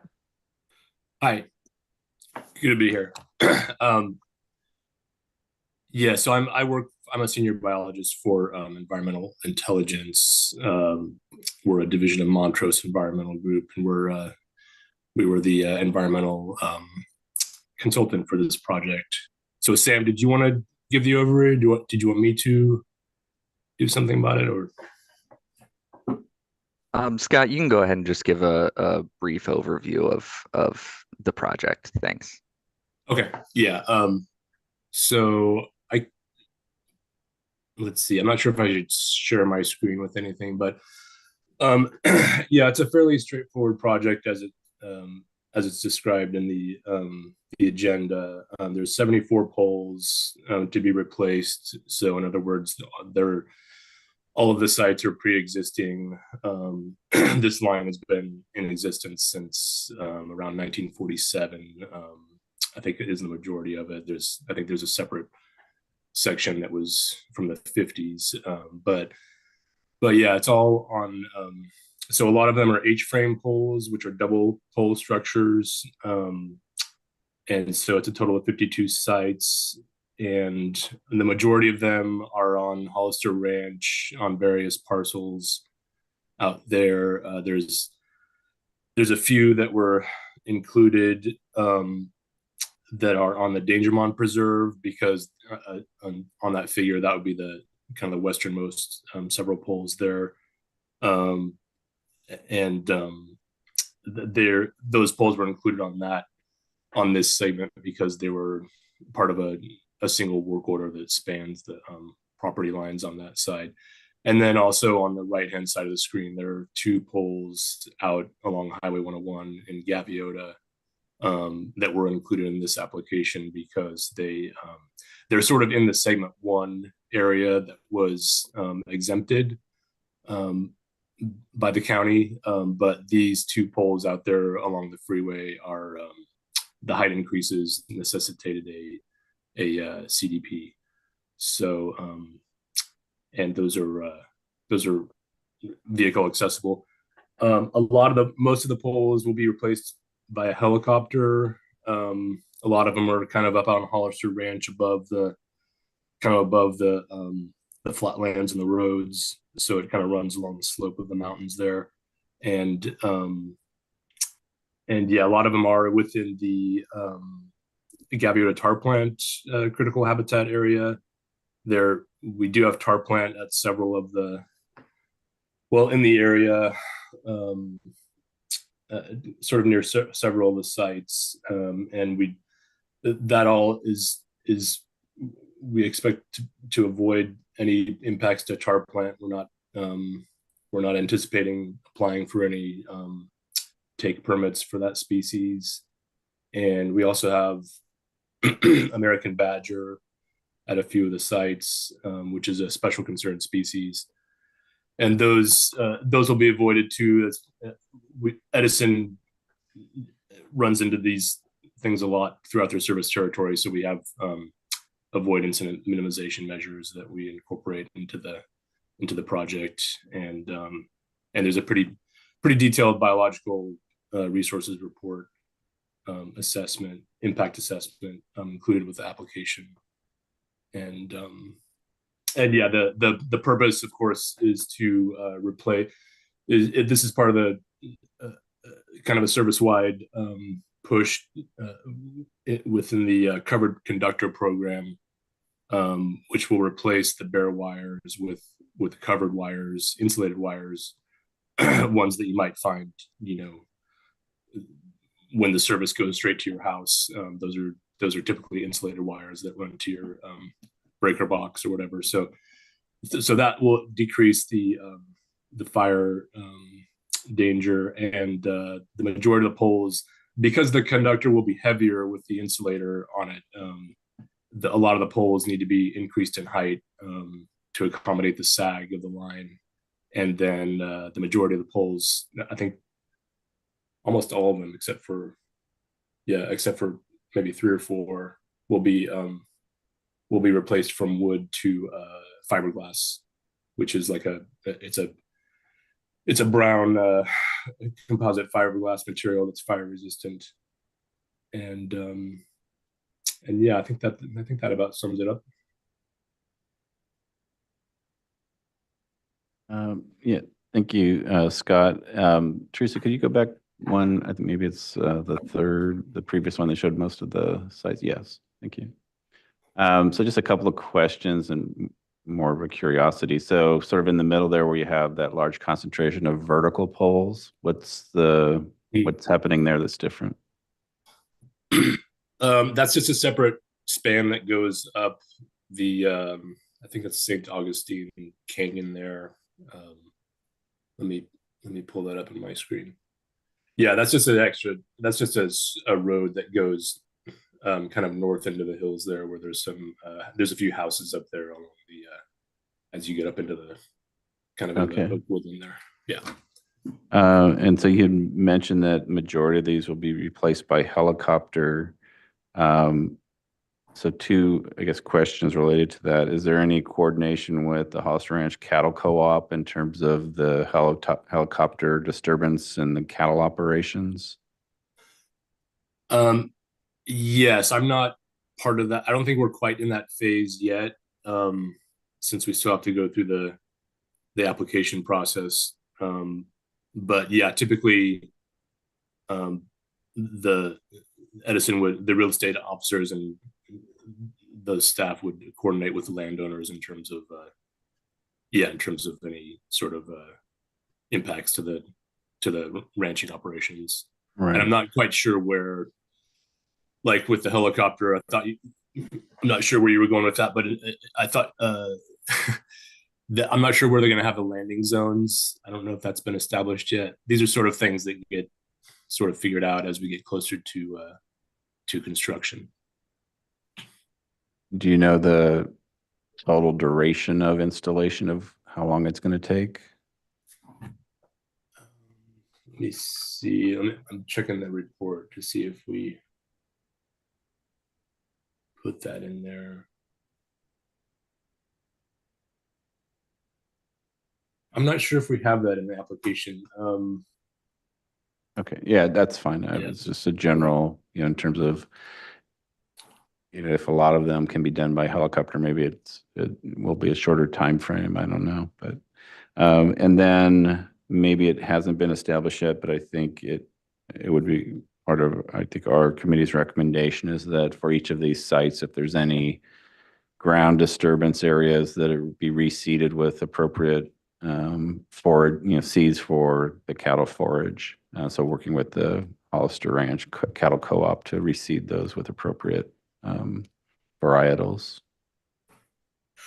Okay, yeah, those would probably be related to any potential staging areas out there. But yeah, we would be able to do that. Most of the ground disturbance associated with the pole replacements are limited to the 10-foot existing brush clearance zone around each pole. So they're already there's a CPUC mandate about having a 10-foot radius cleared zone around the poles. So we're anticipating that all the impacts will be within those areas. So those would not be reseeded. Okay, good to know. Thank you. That's all my questions.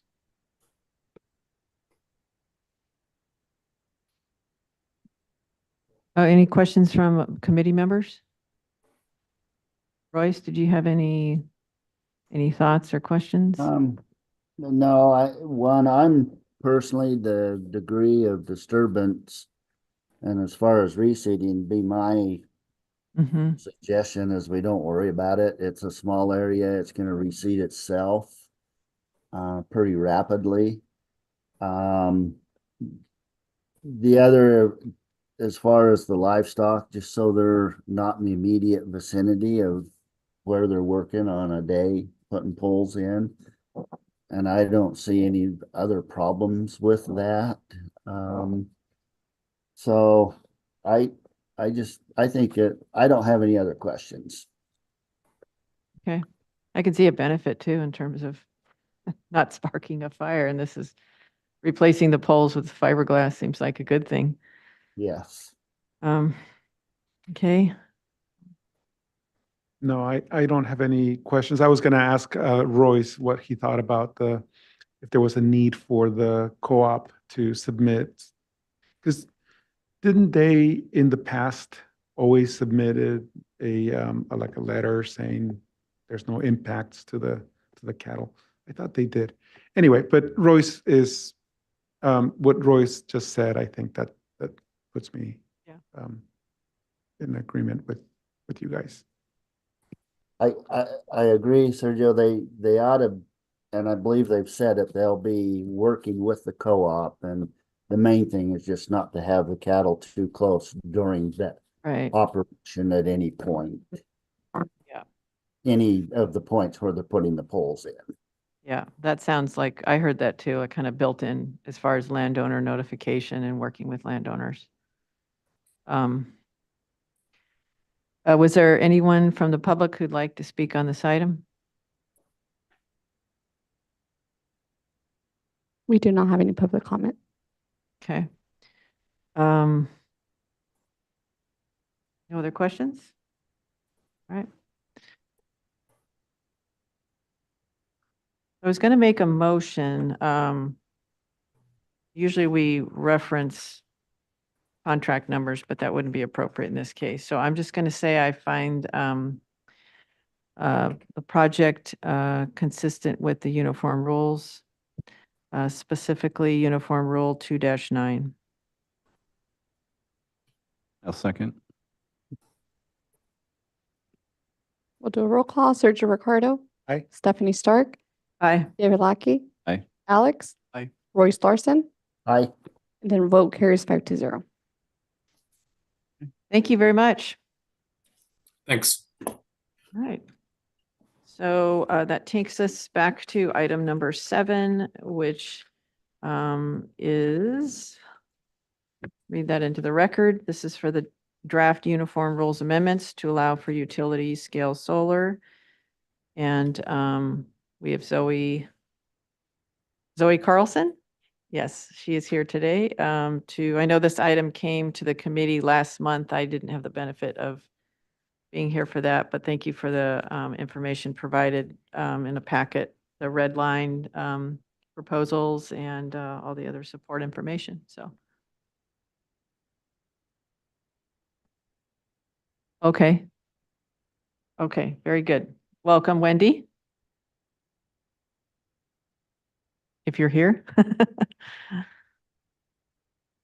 Zoe, if you can turn on your mic. Am I on now?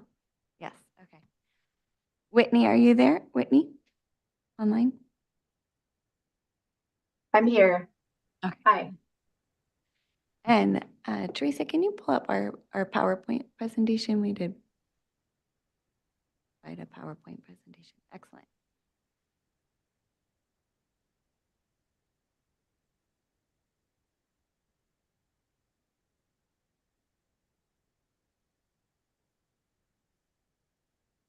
Right. So I just wanted to thank you all for in advance for your input today. And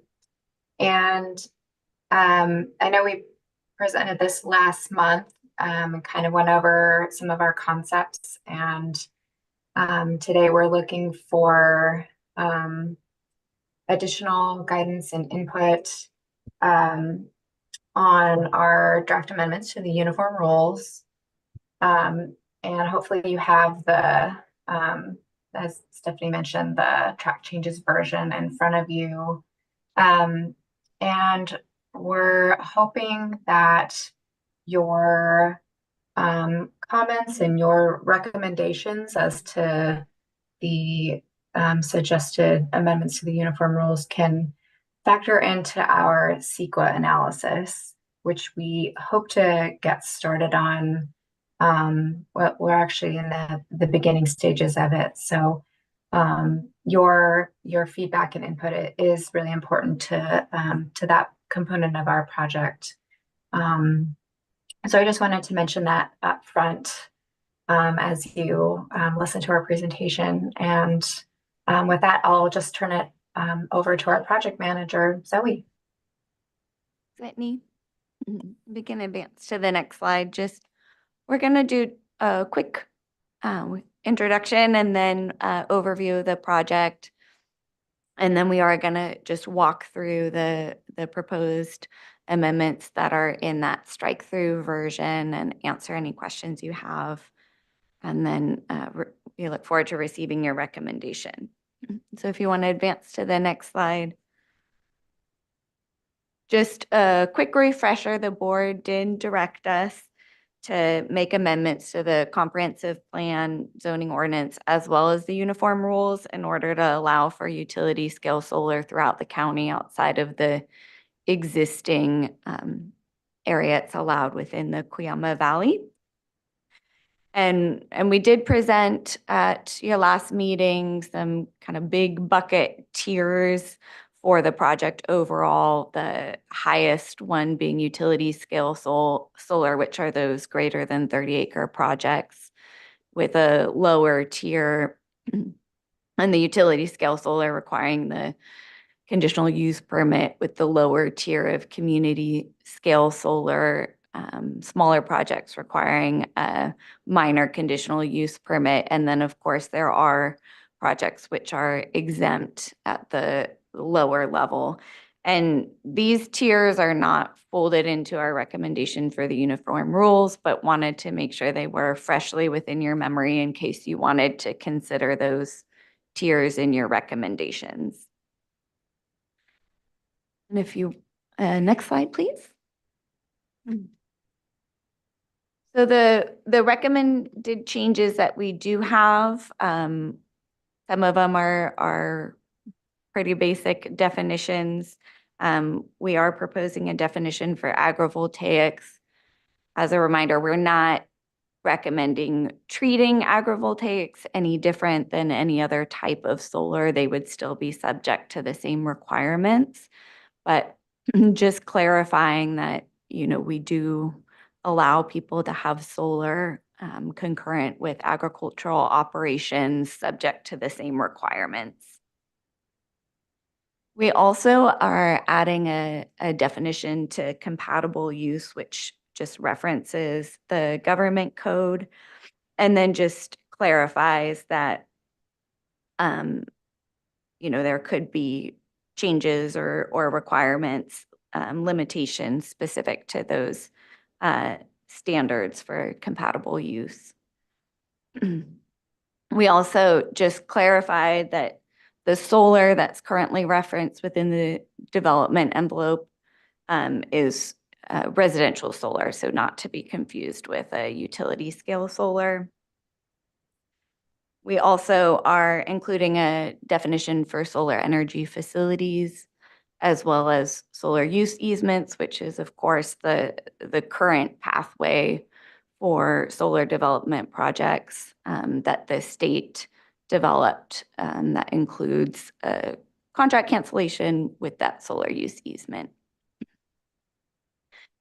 In section 1.2, we did add some introductory language to the compatibility guidelines, which is not specific to solar, but would help to clarify that.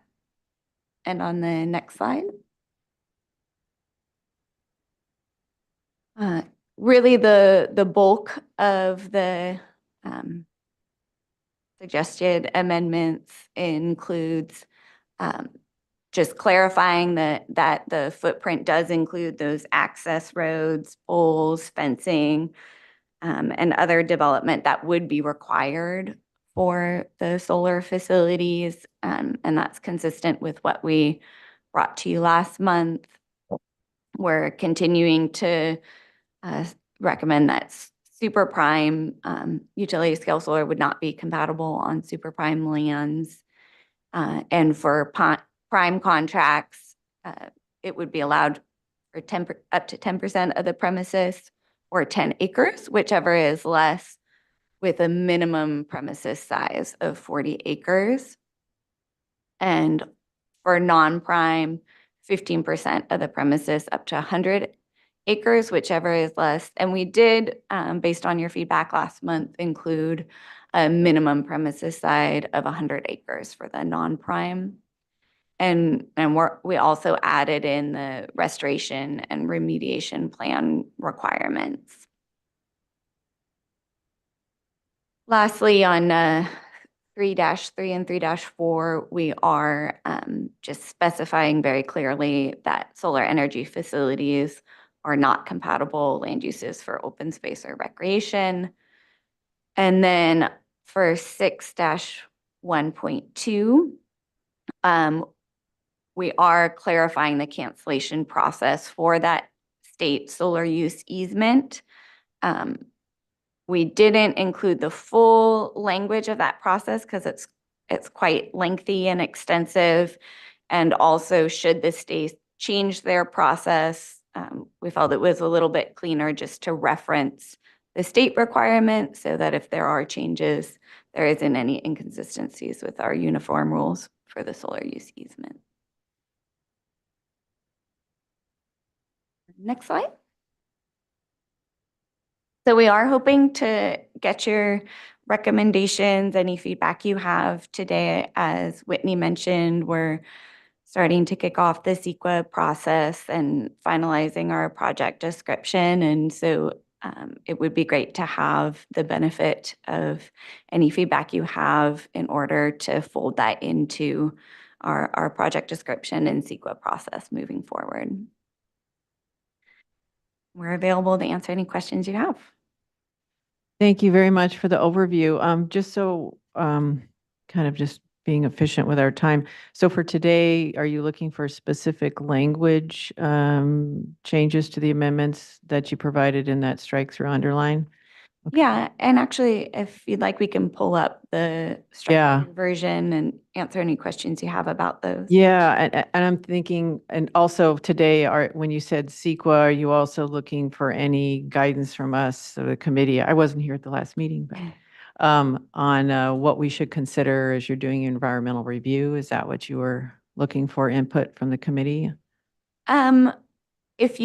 If you have specific feedback, this would be a great time to incorporate that. Okay.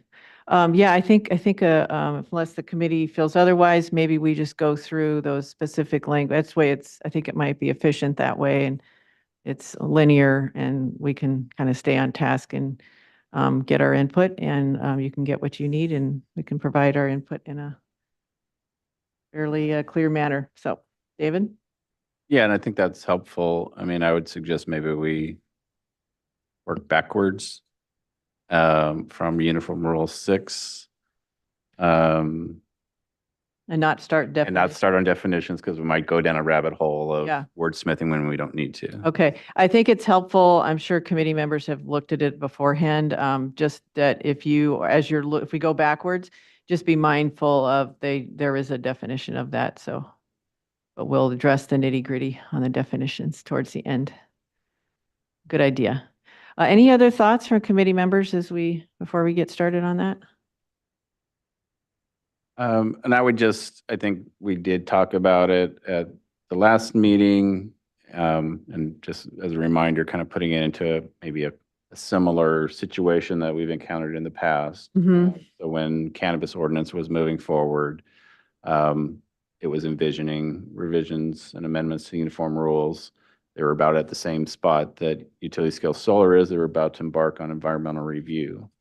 And so, not saying that this is necessarily the pathway, but one of the pathways is what I envision, or one possibility is that a lot of what's presented with these amendments still is seeking to implement the board's direction in terms of developing a zoning ordinance to Mhm. allow both utility scale solar and community scale solar in multiple zones, not just on ag zones, but other throughout the county. Mhm. Starting off, the project description may be more permissive, and maybe if the APAC's recommendation is more conservative, one approach, similar to the cannabis approach, was that the APAC suggested tweaks and revisions of what they felt should be included in the amendments. The recommendation was that that be analyzed in the environmental document as an alternative to the EIR. That way, the project description generally is more permissive, and then you could then look at, and alternatives should be more mitigatory in nature. And so that may be part of the discussion, is that, if collectively it looks like our suggested amendments are tightening or more conservative, it may be appropriate to have those recommendations looked at. We would recommend that As an alternative. as an alternative in Okay. the environmental documents. I just wanted to put that context in there. Everyone follow that? Other committee members, what David was saying? Okay. All right, very good. So let's start at the back, if we could. 45 and 46.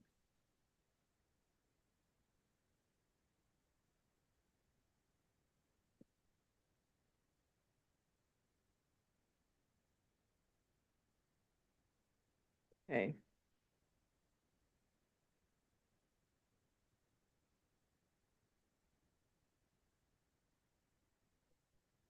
So this section, we're looking at rescission. We don't see these very much. These are kind of unusual. So I was having just a thinking through this rescission section. So, and I know there's a definition of it in the uniform rules already. So rescission, and I know we don't want to get too buried in the details, but I did want to just kind of look at that real quick. So we're all on the same page. So the rescission is the process of simultaneously voiding an existing contract and entering into a new contract where there's no reduction in the amount of land under contract. So this is being put in here as a rescission would be used as a vehicle to allow the solar use easement contract to go forward, correct? Okay. And did the committee talk much about that solar use easement at the last meeting? Did you talk about that much? Not really. No, I don't Okay. remember. I don't recall. We did a little bit, but yeah, I can go ahead. Sergio. Yeah. No. Yeah, I was gonna just add a question that came up. Are we talking about rescinding the actual ag preserve contract or the contract between the solar and the property owner? That's what I was wondering too. Yeah. And so at least my read of this, so the solar use easement provisions are laid out in the government code, and it specifically speaks to rescinding the ag preserve contract. And, first, there's obviously very limited situations that will lead you to that path. But if you meet those requirements, then there's this provision where I think the intent was it's a lesser version of cancellation of the whole contract. And so, but it has many of the same steps in terms of, very high bar to meet in order to go through the rescission. But it would be a rescission of the existing contract and a placement of a solar use easement that restricts the use of that land to those specific solar energy facilities, and then has certain requirements that if those uses end, and that the land needs to be reverted back to its original agricultural state, it would allow some, so my understanding, the contract is rescinded, so it's not under contract, but it allows this easement agreement between the county and the owner to do these limited set of uses. That's all they can do. They can't say, oh, I want to go through rescission, but now I want to put a subdivision on the property. Right. So they're very limited to, what they can do on it, but it is essentially rescinding that contract. Just Longer in effect, the contract, the underlying ag preserve contract is removed. correct. And then prior to the solar use easement provisions, the other one that I think there was one in the county, and this would have been, it was either Schulte or Doheny, those areas in Gaviota Coast where they were, and part of it, it's the Williamson Act easement exchange provisions where if have a contract that's within 2 miles of an urban area and you want to convert that and place it under contract for, basically you're swapping contracts. Yeah. But so you would rescind one contract and replace the contract somewhere else of equal acreage. And that's what the current rescission definition, I think, kind of imply, that when we updated our uniform rules and added that current definition for rescission, I think that was what the context was. I don't know that it's completely aligning with how the sole use easement would function. So we can take a look at if we need to revise the definition of rescission that we're including. Yeah, so I guess, we don't want to get into the definitions yet, but yeah, it would be a rescission, the cancellation, there's a fee that you have to pay that's 12.5% of the fair market value, unrestricted value. Rescission is half that, so it's 6.25%. So it's still a lengthy process, but there's it's less costly to go through the rescission process. And so I think with the state enacting this solar use easement, it was somewhat of a relief, but it's not entirely a relief. It's just instead of going through the full cancellation and the cost for cancellation, it's a somewhat less costly, but still a very limited process that would only apply to certain situations. And so it kind of seemed like that was put in place as proposed in the uniform rules now because we're just being consistent with a state requirement. Right. Very new one. So in that state requirement, does it allow for local jurisdictions to make any changes to that, or is it strictly required? I didn't read through the assembly bill or. That's a great question. There is a requirement. I don't think there's an option to make changes to the requirements of the state process. I don't believe there is. There's no wiggle room. It's very, very. It's pretty prescriptive in terms of, and well, I'll let you continue with your thought. Me? Or if you were. No more thoughts.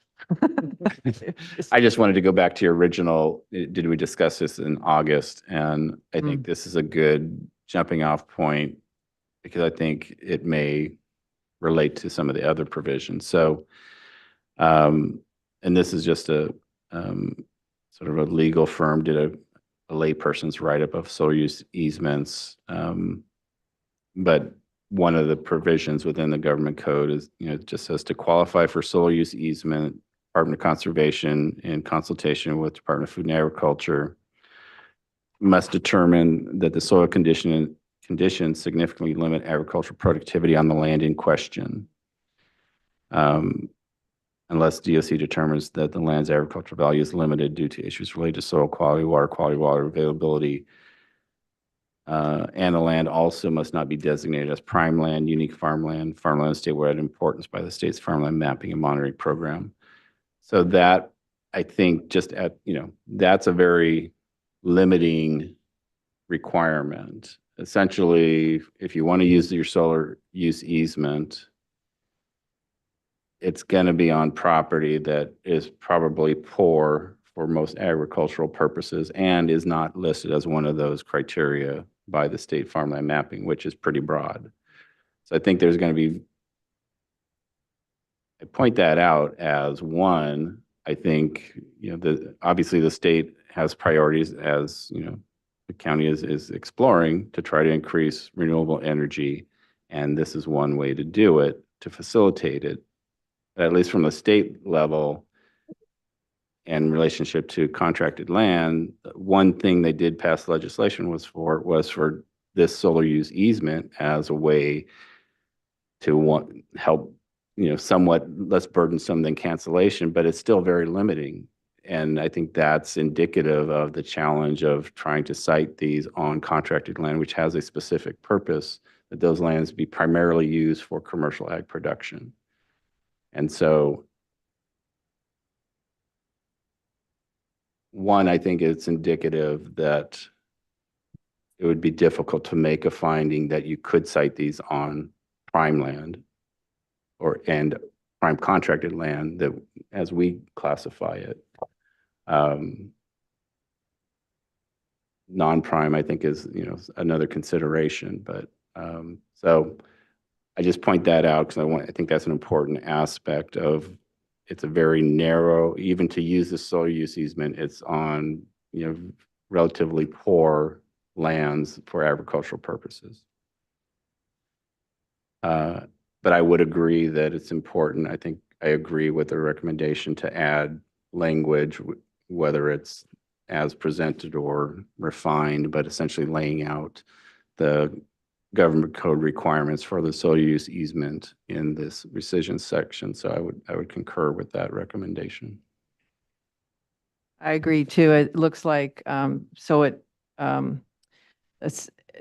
Senate Bill 1489 reenacted it because it sunsetted. So they're referring to Government Code Section 5.1. So I haven't looked at that specifically, but that would be a good thing to review that, make sure, because that sounds pretty consistent with what they say in the past, is they usually refer to the prime farmland or farmland of importance.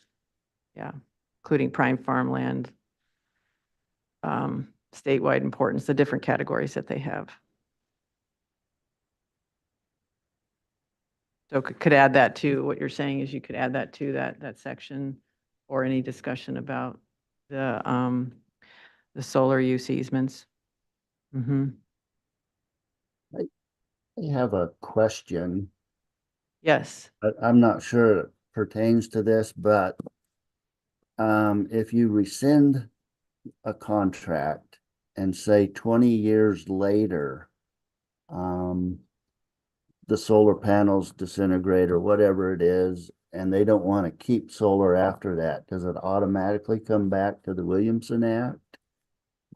Or would they have to reapply all over again? My understanding, Royce, of rescission is that the contract basically goes away. You're rescinding that contract. So they would have to come in and apply for a new contract. Okay. Good question, though.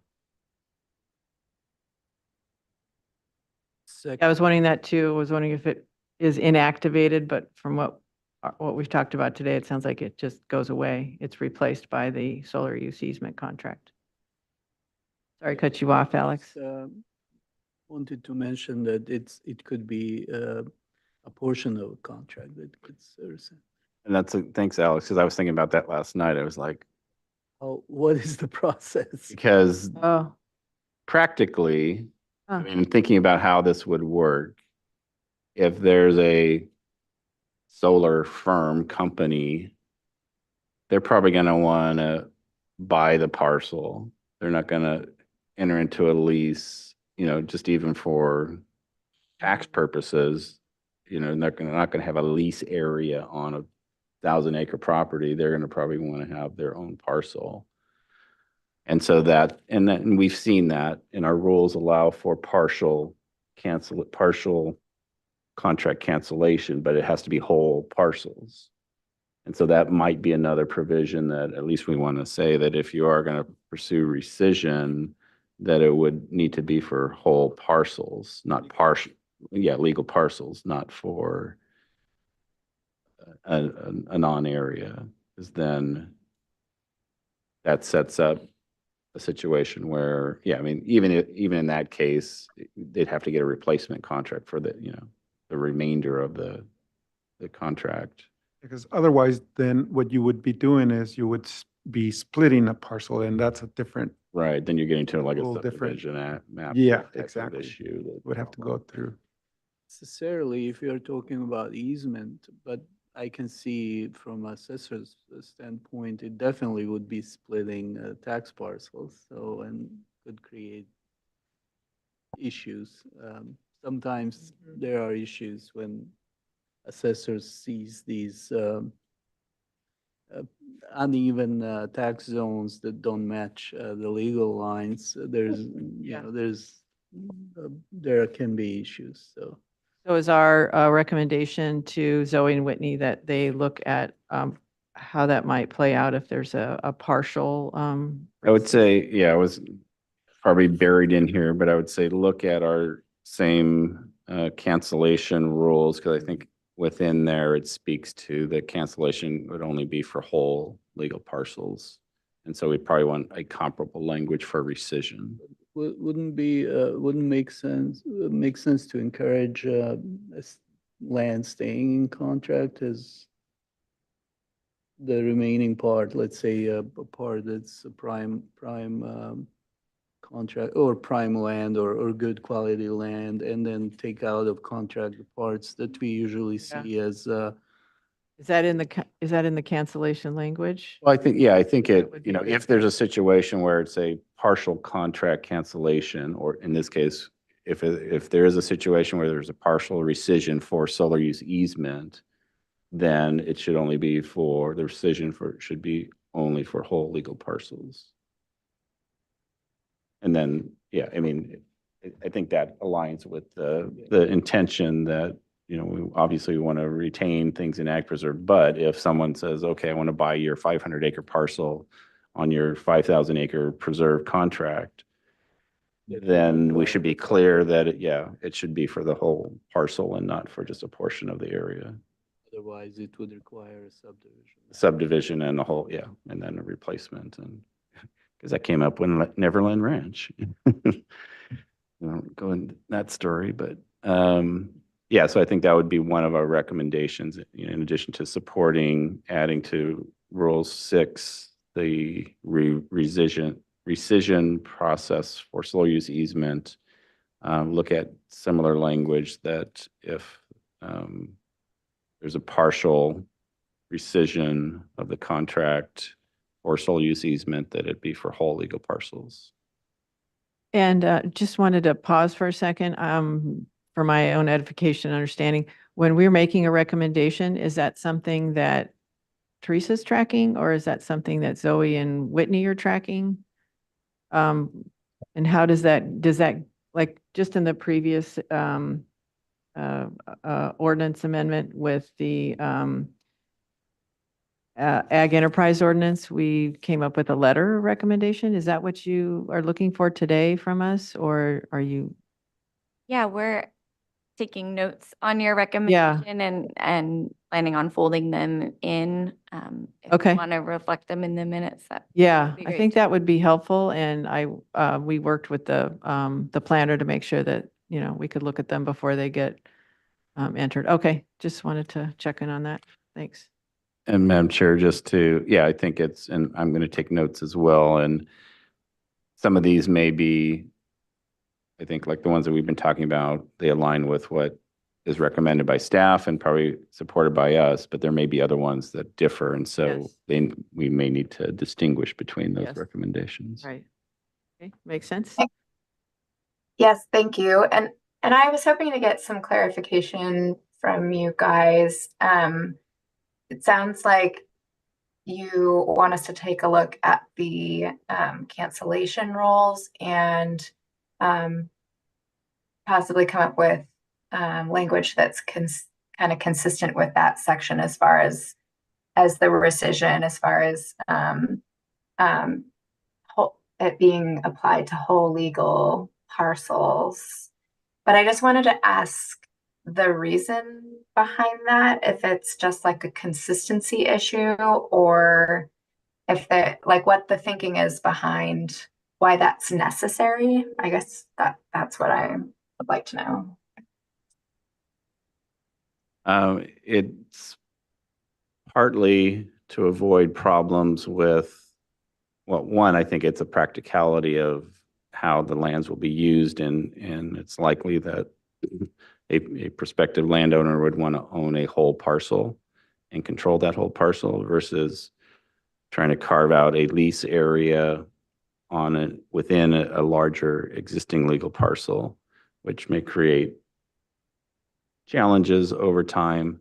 But it's also aligning with kind of how our contracts are set up, is that most of the contracts generally require that whole legal parcels are entered into under contract. And so similarly, to rescind it, you would rescind whole legal parcels. And so, and it would be consistent with how our uniform rules address partial cancellation. So I think we would want to treat partial rescission of the contract for sole use easement the same way that the rules currently treat partial cancellation. It's kind of both, I think. And we do have quite a few multi-parcel contracts, so the premises consists of multiple parcels. We didn't want to run into any or create any problems with fragments down the road where we have contracts that are not lining up with the whole legal parcels. And also, this was I guess we can talk about, the Neverland Ranch situation was the same thing. The state was, called us on saying, how are you allowing 30 acres of these type of uses that are not allowed on contracted land? But it was a single 900 acre plus parcel. And so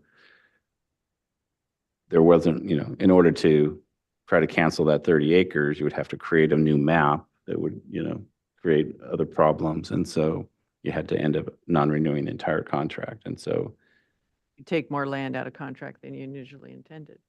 right, or having to create artificially, new parcels, and then you would have to go through the whole CEQA process of, well, is that ag viable? Or you're going to need to create a 200 acre parcel instead of a 30 acre parcel. So, yeah, I think going back, Whitney, to your original question, I think it's both for consistency. It's primarily for consistency of how our current uniform rules allow for partial cancellation, envisioning that might be a possibility or an occurrence. We'd want to have a similar statement that to allow a partial, if there's a partial rescission for sole use easements, that it'd be for whole parcels, whole legal parcels. Okay, thank you. Is there any other comments on this item from any committee members? No. Yes, Madam Chair, thank you. And I don't want to jump ahead, but we're talking about a new contract, type of contract, which is the solar easement contracts. What we've done with the uniform rules is we've had separate sections. For instance, Rule 3 refers specifically to open space contracts. Rule 4 refers specifically to contracts for recreation. So where I'm going with this is I don't know if we need like a separate section for this type of contract, meaning should we add a wouldn't be 4.5. We already have a uniform rule 5 for farmland security zones. I'm just wondering if we need a separate section for this type of contract. When you say this type of contract, you mean For the this- solar use easement? Correct. That's one idea. I have my own thoughts on that, but yeah, I suppose that is one possibility. Yeah. And so that was what I was, that was it. That was my thinking. Okay. So, and granted, I haven't done the deepest dive, but my take is that this isn't part of the Williamson Act. Yeah. It's not a contract. Wasn't going to go in. It's basically you're rescinding the rescission. If it gets approved, your contract's done. in place of that, it places this easement agreement between the county of Santa Barbara and that landowner. And that regulates the provisions. They've paid their 6.25% rescission fee, so it's effectively out of the Ag Preserve program. Okay, now that makes sense. Yeah. Thank you. Okay, so how about we hop over to the next section? Unless there was more discussion on the solar use easements, but I was looking at the, yeah, Two sections are Rule 3 and Rule 4. Those are our open space and recreation contracts. So I would concur, similar like we did cannabis, we just have a statement that those are incompatible uses for those two types of contracts. what, The uniform rule, 34 and 36. okay, uniform rule 3 is for, or 4, I guess you can do 4 too. I missed that one. That gets at one of my questions, are considered to be incompatible. Why is it that, is this the open space section? Or, okay, why is it that it's seen to be incompatible with open space, but not incompatible with agriculture? Actually, this is recreation. Yeah, so 4 Okay. is these are Williamson Act contracts for recreation. Creation, And the okay, first line, says that these contracts are solely for recreation where no agriculture is taking place. So you wouldn't be able to get a contract, for Williamson Act recreation contract on land if there was agriculture on it. right, And then even for the recreation, then the state calls out certain things like scenic byways and resource areas where, there may be a stream or creek or where you're going to provide some recreation. And so it has very limited uses that you can do in recreation. I think maybe even in one of these recreation or open space, you can't even have a dwelling. And so the provisions for those contracts are already very limiting. And so it's just recognizing that utility solar is probably one of those uses that is not allowed on, not compatible on a recreation contract. yeah, I understand that I know. part, but I'm just wondering, why did we draw the line to say it's not compatible with recreational or open space, but yet it is compatible with agriculture?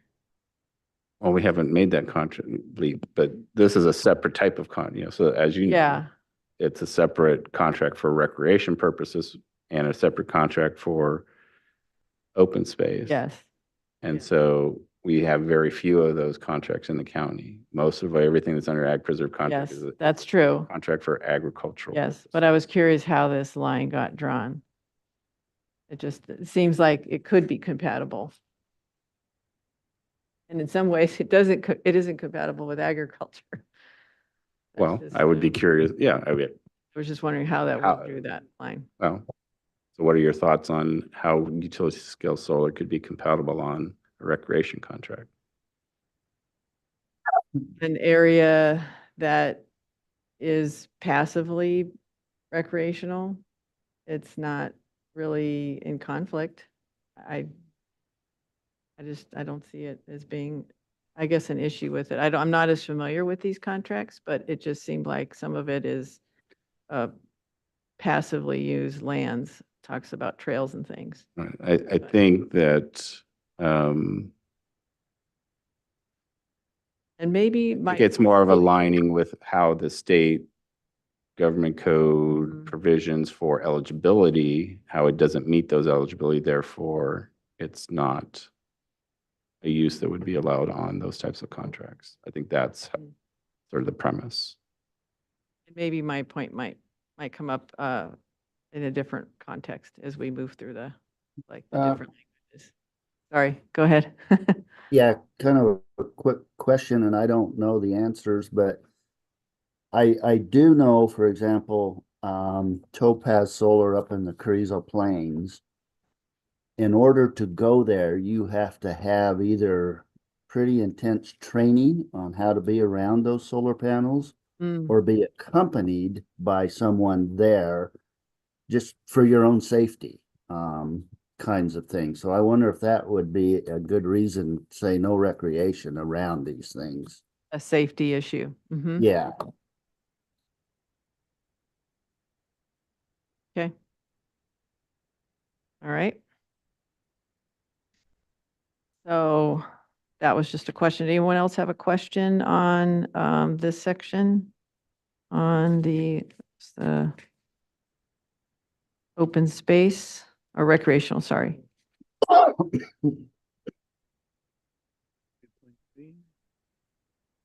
And I think open space, the rule 3 is similar. Mm-hmm. Just a reminder, these are for contracts solely for open space where no agriculture is taking place. Okay. That's all kind of dictated by the government code, right? More than.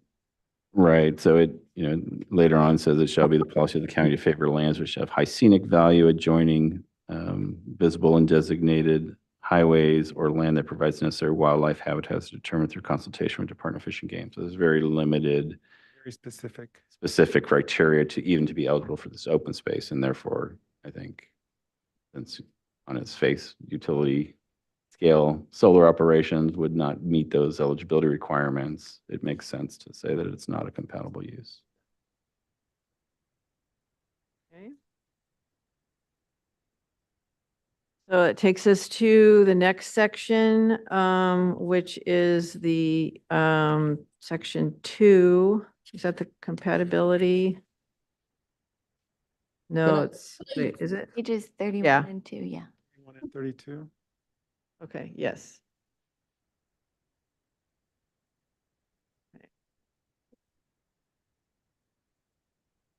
So maybe Zoe, you could remind us, and also for the benefit of the chair, since she wasn't here, in terms of the understanding the concepts of the term agrivoltaics. Yeah, thanks for that. So agrivoltaics are, it was described in the strategic energy plan as dual use. So the concept is there's both solar and agriculture happening in the same space at the same time. So most common example is sheep grazing underneath solar panels, where there's a ag use as well as solar happening in the same place at the same time. Other options may be, small animal grazing, and we're not subscribing any sort of agricultural practices that would need to happen. We're not giving any special treatment to those practices. But since this is a more common growing trend in the industry, we just wanted to be clear that those activities, those types of land use would be treated the same as any other type of solar.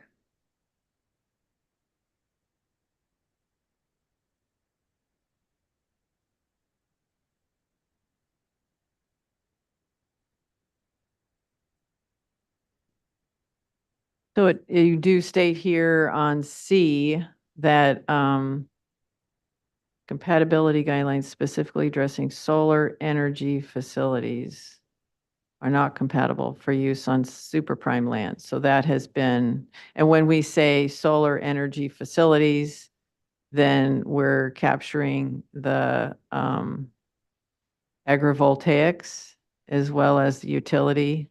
Right, that would be the utility scale, community scale inclusive of agrivoltaic. So anything that's not already an exempt residential use. Yeah.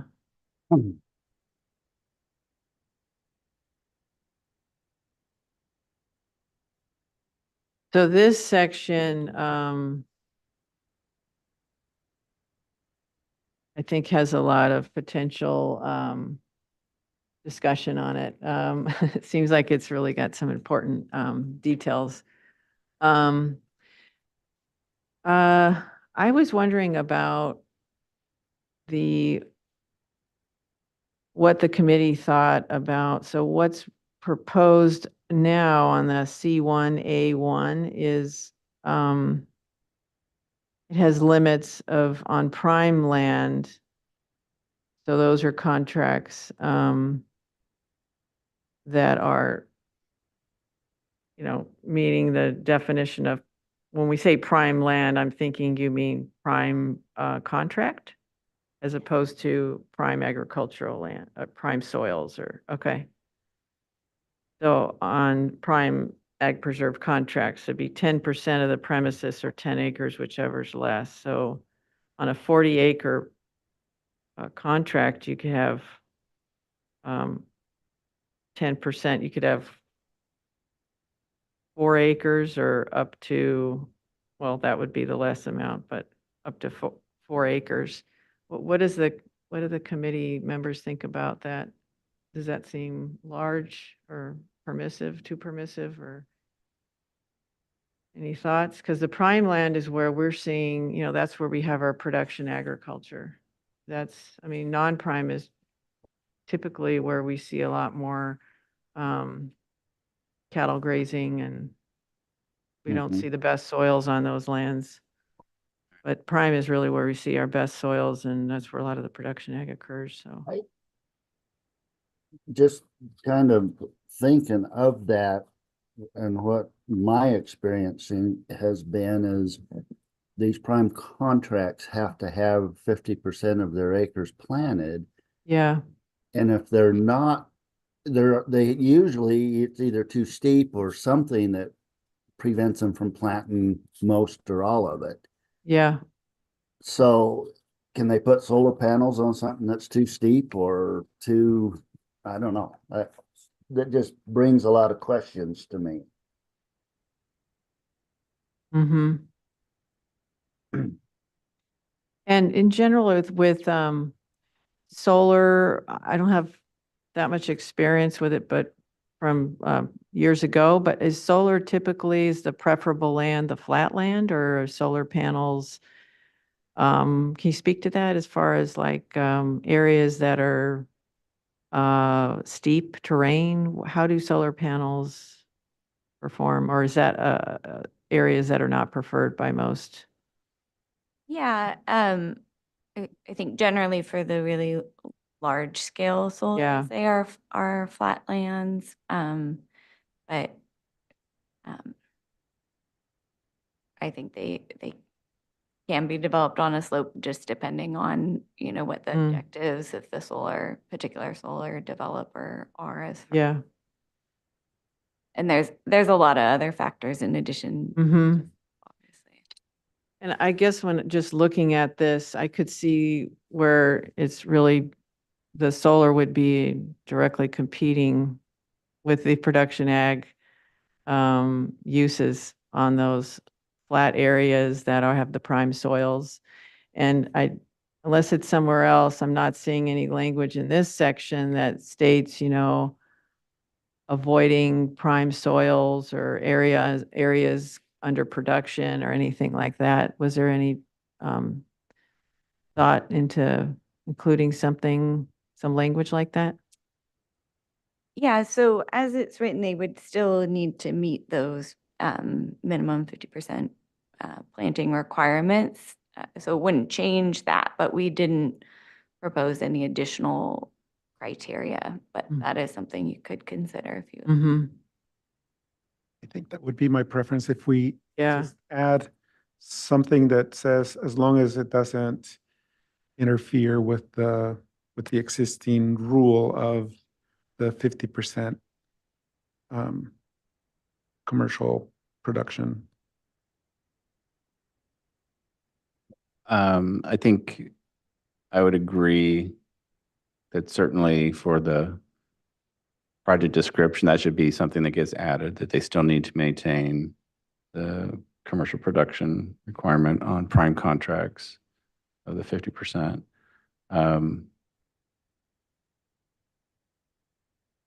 But since we're looking at 1A1, which is mostly on prime contracts, so two things to throw out there.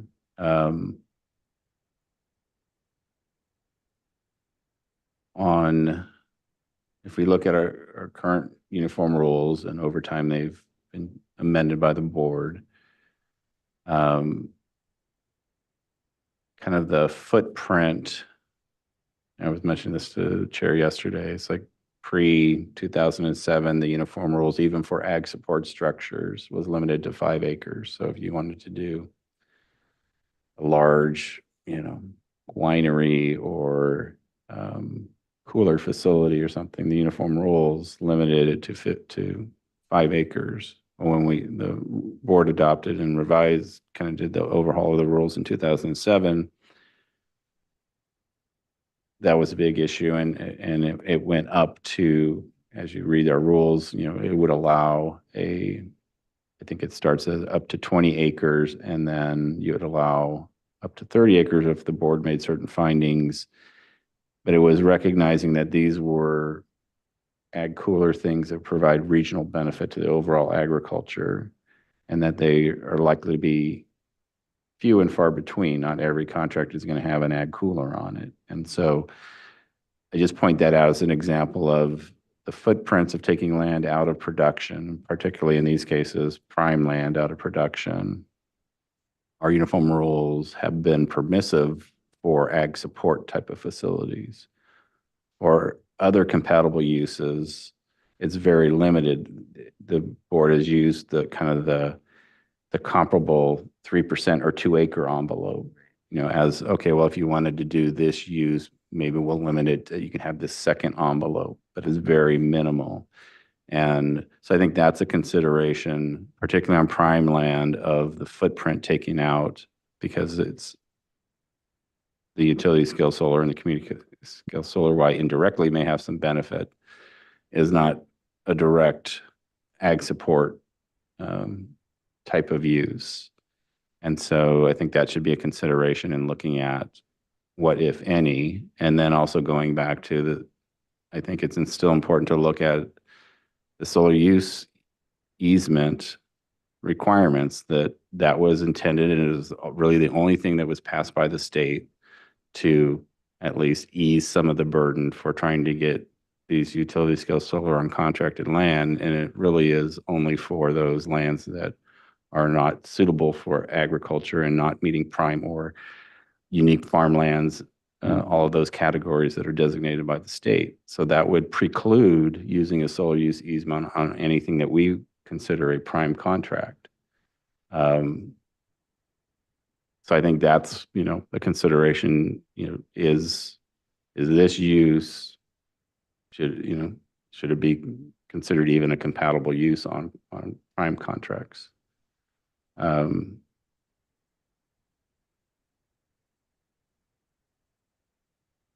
I think on the non-prime, there's probably a pathway. I think my initial thought, I don't know, and I don't think. I mean, if you look at, I keep going back to the solar use easement and the construct, is that it's only allowed on those very poor lands, and so to then say, oh, but then in other situations you could have utility scale solar or community scale solar on prime contracted lands. I think there's a disconnect. I'd like to kind of hear your thoughts.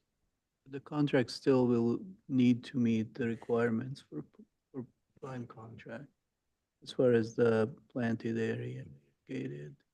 Right. So it's gonna be hard, almost I'd say impossible to put any utility, especially any utility scale, maybe these community scale that range from half acre up. And I agree. I think the that's a areas. likely Yeah. limiter, but also, I mean, the Williamson Act also says that any of the uses, even the compatible uses, have to be, any of the uses have to be compatible. We had the AYSO soccer field, being used on contracted land, and they were arguing, well, that's in our residential envelope, so it should be allowed. And so even those uses in a residential envelope still have to be compatible with contract and the Williamson Act. So I think I guess my concern is it's the footprint is going to be taking more than likely prime land out of production on our prime contracts. And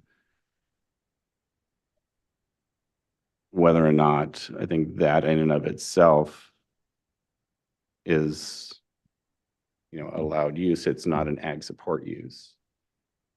You can almost pick any other use, call it a subdivision or call it a cement plant. I mean, it's the footprint. If you're taking out a 10-acre footprint or something that isn't ag supportive, I think that's the concern on our prime contracts.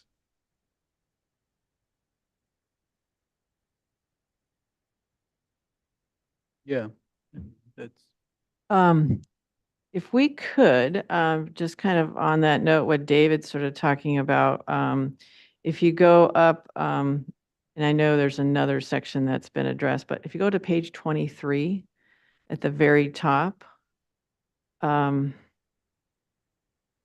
first sentence there under compatible uses within the ag preserve, and I recognize and that 2-1 was amended to look at this issue and to amend it so that it shows that it is that these proposed uses are compatible with the uniform rules. But if you look at that very top line, the narrative, it says land enrolled in the ag preserve is used principally for commercial ag production, with the exception of land enrolled for open space and recreational uses. However, the board recognizes it may be appropriate to allow secondary uses on contracted land that are either incidental or in support of ag operation on the property. So this, rule is to give guidance to those compatibilities. So to me, that describes, sort of encapsulates that concept of how what we've allowed up to this point is uses that are in support of the ag or and it's incidental. And some of what I've seen in the proposal, it seems to almost flip-flop that, where now you've got the solar is the allowed is the use, and the ag is insubordinate to that or is incidental to that. And it can sometimes, what we've seen over the years, happen not just with acreages, like maybe, but it's also, what's the income? So is the income from the ag or is the main income from the solar? So it to me competes with that. So I think if the county really needs to look at that.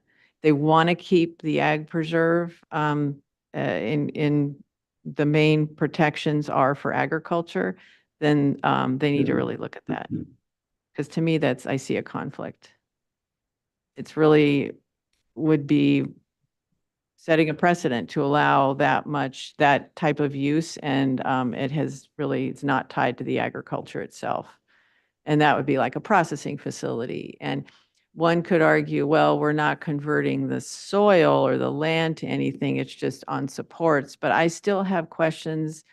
I don't have, a full confidence that land would just go back to agriculture, because I don't understand how that works. Like if they've got the land in solar arrays out there for 10, 20 years, and then what happens after that? That's the length of a contract, that time period. If it's a farmland security zone or if it's just a regular ag preserve contract. What happens after those? Are those dismantled, and is that now gone back into agriculture? Or I guess I think of it almost like, I know the soil's not being paved over per se, but it does make me wonder what happens to that land in the long term. So I kind of jumped ahead, but I felt like since we were on that other section, I kind of had to address that. Would it be valuable to revisit the language related to that restoration and remediation on page 32? Yeah, that we haven't gotten to that yet, but I did have questions about that restoration, but I just wanted to make sure that as we're going through this process that the county understands what they're doing, which is they're putting in a solar use, which to me doesn't seem to fit what the uniform rules are about. So we either change the uniform rules and what that concept is about, which is primarily to principally used to protect ag, or is it we want to do something else here with the uniform rules? So I see it as really like a big departure. And just to tag on to that thought, I mean, yeah, I mean, I think it's certainly fine to add that land restoration, but is it going to be an actuality? 'Cause I think Yeah. unlike a sand and gravel operation that, you know, the Williamson Act clearly says these are important to the state of California, and we find them to be compatible use, even though you may be mining for 10 or 15 years on different pieces of things. You have a reclamation plan that says it returns to original ag state. It's unknown with these more, you know, industrial type of uses that they're difficult to get permitted. And I think over time, yeah, you're going to likely see efficiencies in smaller solar arrays and more efficient and things, but the use is still valuable as an operational thing. And so is it going to have an end of life that it gets converted and is no longer there? I don't know, but I think it has a more look like it's more in perpetuity than sort of an end of phase that it gets returned to agriculture. So that, yeah, that's I guess an unknown that we have. And maybe that's something that the environmental document can, you know, talk about in terms of the time frame. Is it, you know, is there a likely probability that, you know, there will be an end point that it gets returned back to its original state? And so are these requirements as standards or mitigations effective? I mean, if it's likely that the probability that it's not, then they're really not effective mitigation measures to do a restoration plan, because, you know, it may not occur, or it may be 70 years down the road or something. So that would be probably something to look at for the environmental document.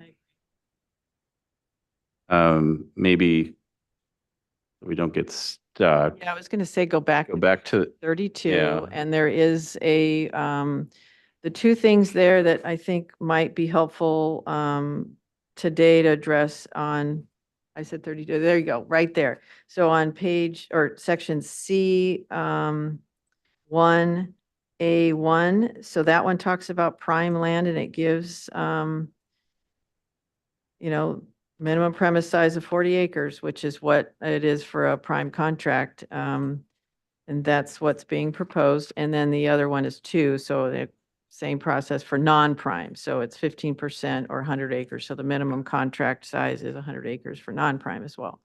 And then B talks about that restoration or remediation. So maybe the committee could give specific input on section C1A1 and 2, and then also B. Those were, and anything else in that section, but it's kind of, to me, has got a lot of potential for some input on.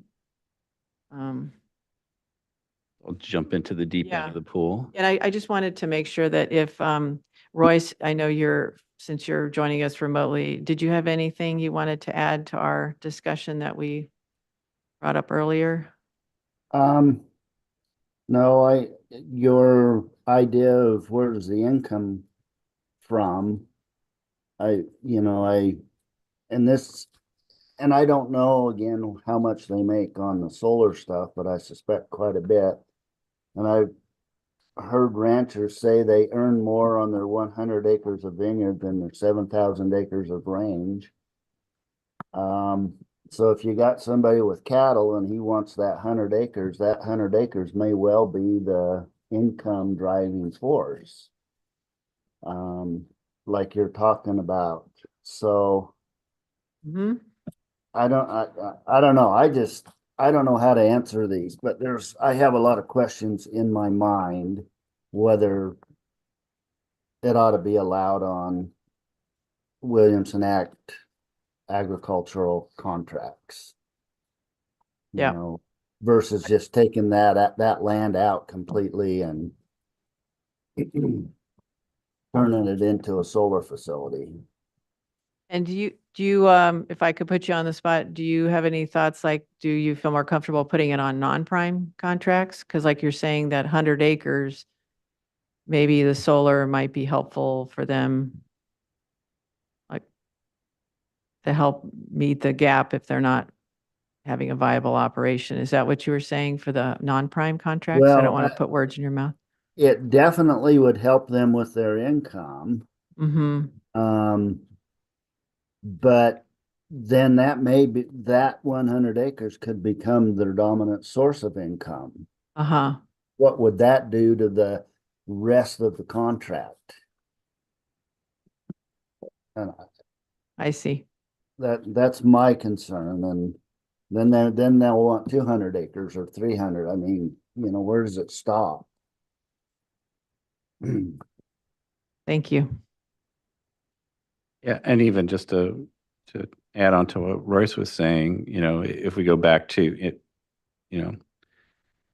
it may not be on that contract. They just may buy that one of those parcels from that agricultural landowner and then and rescind, or just, do what they need to do for that property, because it may be something that ends up being that, are we setting up situations where we're getting contracts are going to have to get just replacement contracts, and then are they going to have sufficient land to still be a viable grazing operation? If there was a situation where it was a large ranch and they just purchased one of the parcels for the solar, now the original agriculturalist has to get a replacement contract and maybe has less land. With that concept, I mean, I think if we were to come up with some non-prime contract criteria that potentially you could look at having utility scale solar. I think one is we need to have a higher floor minimum premises than 100 acres. I think it probably has to be at least 500 acre minimum. And my rationale for that is kind of related to that, is that if you had multiple parcels and it was 500 acres, even if you sold off one of your 50 or 80 acre parcels, you probably still have sufficient land to have get a replacement contract and still have a viable grazing operation. Right. And maybe that's something to look at in the CEQA analysis. So looking at, like, how might those, not just the size of the parcel, like the minimum David was saying, because there's like so many animal units that's in our environmental thresholds, is how many you would want, like how many acres to support so many number of animal units. So maybe the environmental document could look at something like that. Yeah, and that's a great point about the environmental document. So, the board did direct us to make amendments to the uniform rules to allow for utility scale solar. So it would be great to have an understanding of what criteria you might recommend in order to have the CEQA analysis ideally align with your recommendations. Mm-hmm. On the minimum parcel size. Yeah. Yeah, so I'm thinking, in addition to the parcel size, is there any consideration of the quality of soil? Because it's kind of deceiving. Or non-prime land could be a prime soil with extensive farming. Right. So in that case, it wouldn't be fair towards prime landowners that probably could find a way to put some kind of facility there that would not interfere much with the production, and vice versa. So perhaps in addition to the parcel size, perhaps look at the quality of the land as well. Yeah, so maybe avoiding the prime soils like we had talked about earlier. Yeah.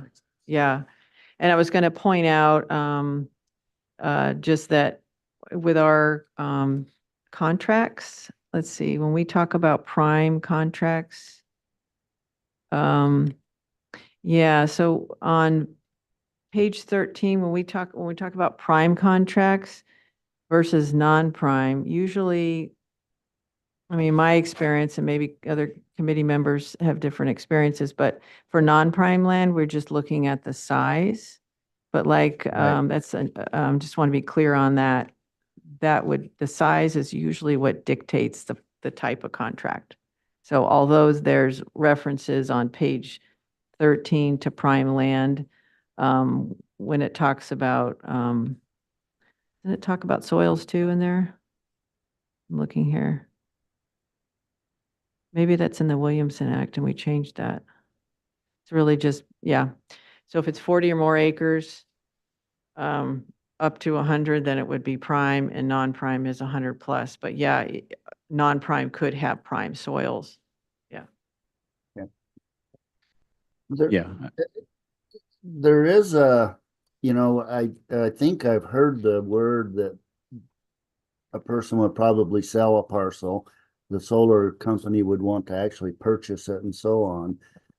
But in Shalom, the Hearst Ranch has a pretty large solar area that they are doing. They are leasing that to the solar company. So that can and does exist.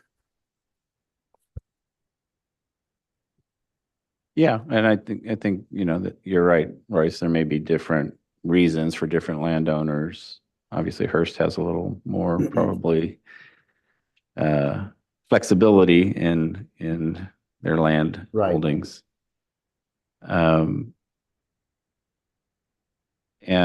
so just to continue, so if we were to look at, okay, a 500 acre minimum premise and then apply rather than your 15%, your 10 acre or your 10% of the premises. So on a 500 acre contract, non-prime, that would mean 50 acres.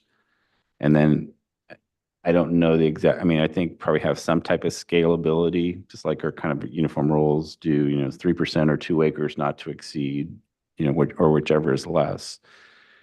But I also like the cap that you have, whether, it's 100 acres, but I think a cap should be part of on the non-prime. But if you just to carry that forward, if it was 10% of the premises not to exceed 100 acres, then everything, all premises above 1,000 acre ranches would still, the maximum they could be would be 100 acres. You're saying reduce the 15% down to 10%? 10, and then start with a higher floor of 500. Yeah, and then, or 100 acres? Yeah, I think that's a policy for the board to decide of where, wherever it lands. Yeah. On the high end, but at least I think, by having a higher floor starting point, I think you have greater flexibility. And I think under this kind of scenario, I'm looking at it as these are separate uses. This is just allowing a utility scale solar on the property. It's not bringing in the agrivoltaics concept. Because while,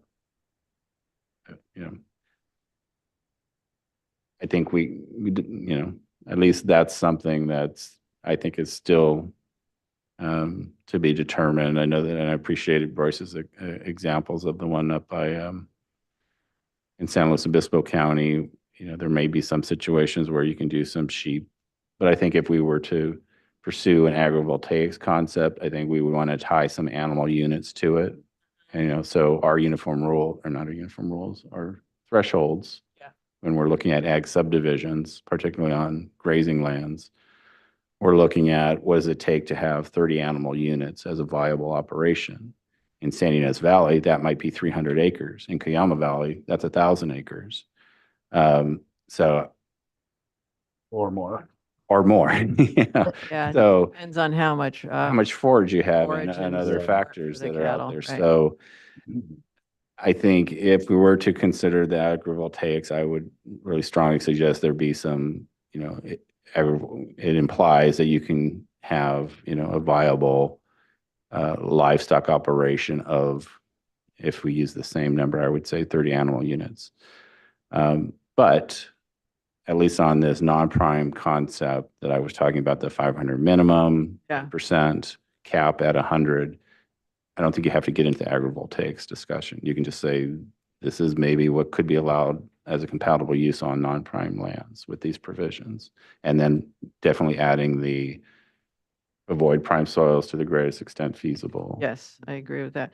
I'm just looking at the clock too. It's 12:08. I think this is really good conversation, but do we have to have, as we get kicked out of this room? I don't want it to go too long. People need a break. Okay. Pretty soon? When do you need to leave, Sergio? 10 minutes? Another 5 minutes. Okay, so Sergio needs to leave in another 5 minutes. You might be able to get there. Yeah, I'm less of that mind. I don't know if we would get there in time, but one thing I wanted to mention is the prime land. I think I definitely have more concern about the prime contracts than I do the non-prime contracts. So is there any thoughts from committee members on how to change any language on that page 31? Where it has currently now proposed is that on prime contracts, 10% of the premises are 10 acres with a minimum size of 40 acres. I think 40 is a little small. I'd feel better if we cut it out of prime land entirely. I think it's really tricky, and it really just on a principle level, it just competes too much with productive farmland. And I think it's going in a different direction than really, I see it as incompatible with the uniform rules. So I would agree with that. I think that's one example where I think Apex recommendation is going to be an alternative in the EIR. I think we certainly can recommend that on prime contracts that it's not a compatible use, both on super prime and on prime contracts, that utility scale and community scale is not a compatible use. For the project description, I think they're going to move forward with that language because that's going to be a consideration for the board, and that's completely understandable.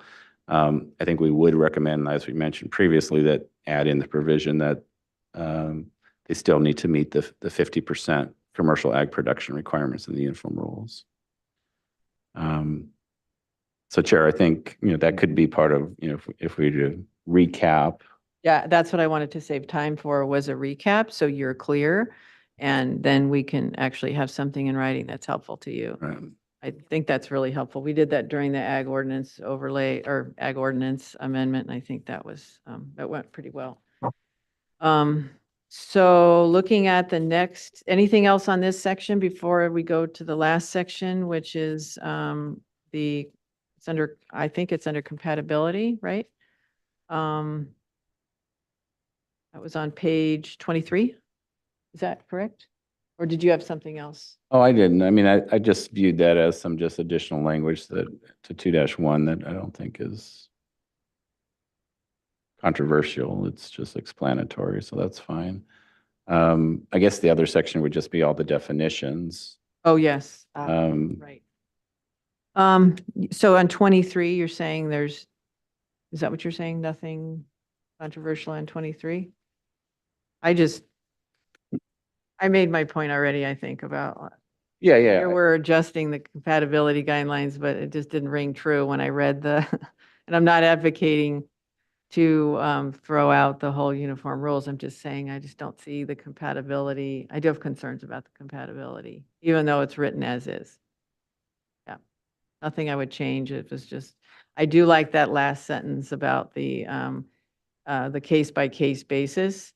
But I think there should be some things that aren't case-by-case, like the avoiding prime soils.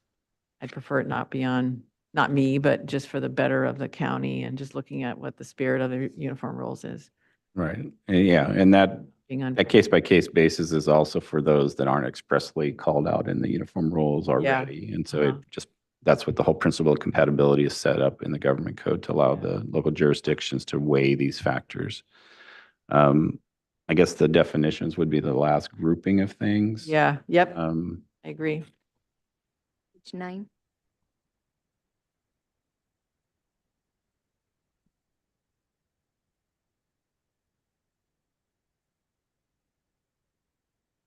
So page 9. Well, starting on page 5. Oh, we want to look at that section. All right, that's fine. We were going backwards, so, Oh, yeah, you're right. yeah, okay.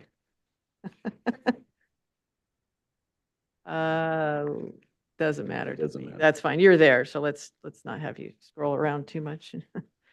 So yeah, solar use easement, solar energy facilities. Um,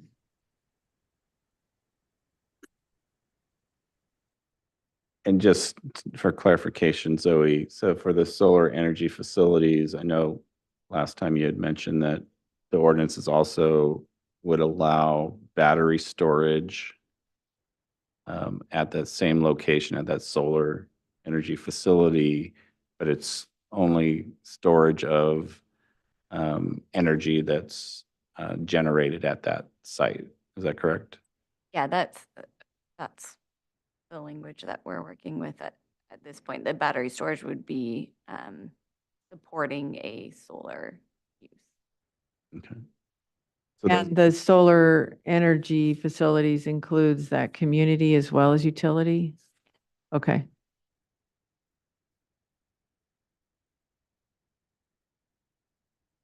Okay. Any comments on that solar energy facility definition? Yeah, because it doesn't say, I guess that's why I'm asking that question, that last sentence. It says this includes, but is not limited to utility scale solar voltaic systems and agrivoltaic. It doesn't mention community, but Yeah, we can add community scale in there. I'm just looking at it from like Yeah. consistency. Okay, anything on the solar use easement?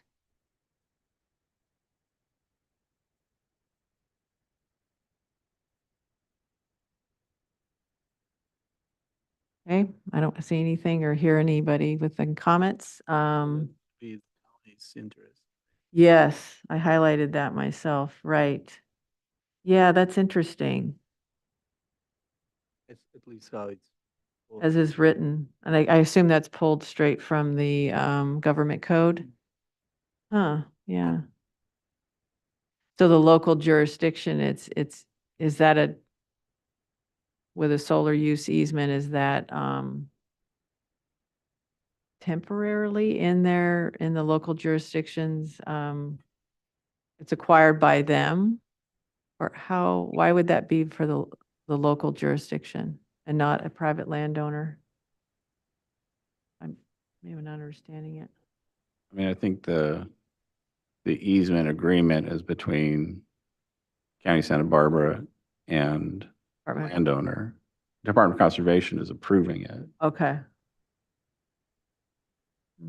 Effectively restrict the use of the land. Photovoltaic solar facility. So it's a restriction, I guess. That's probably in the agreement Yeah. with the county.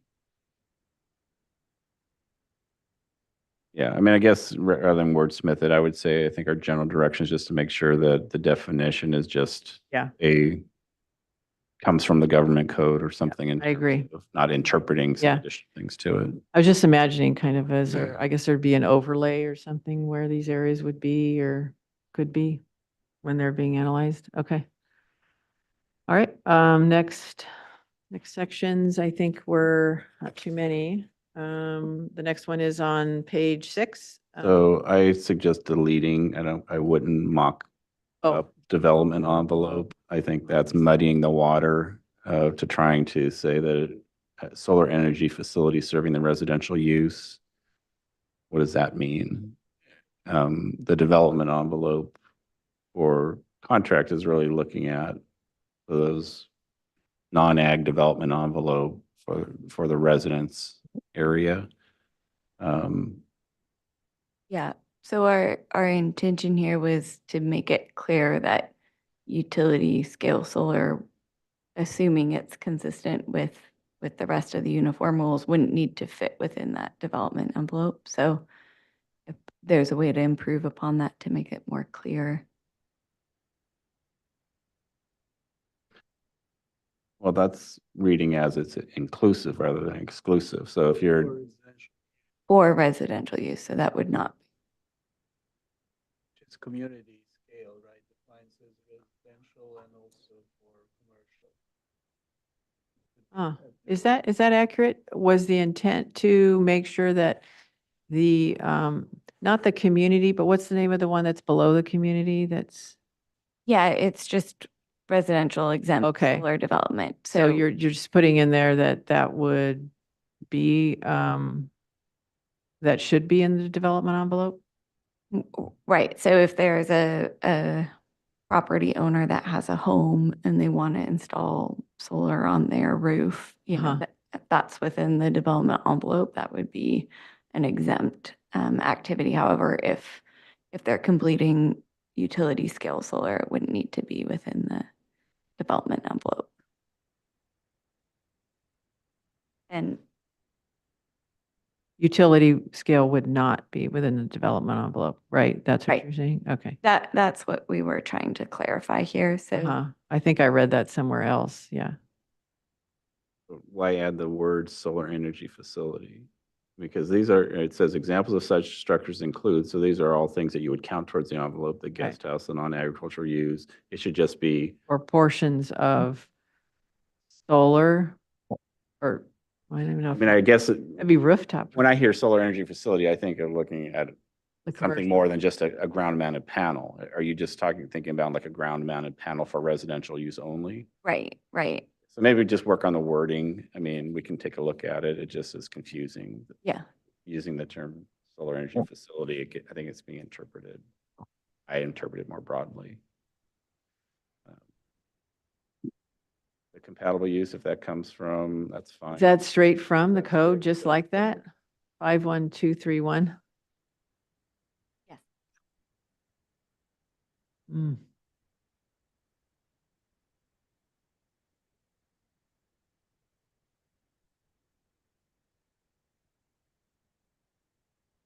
Um,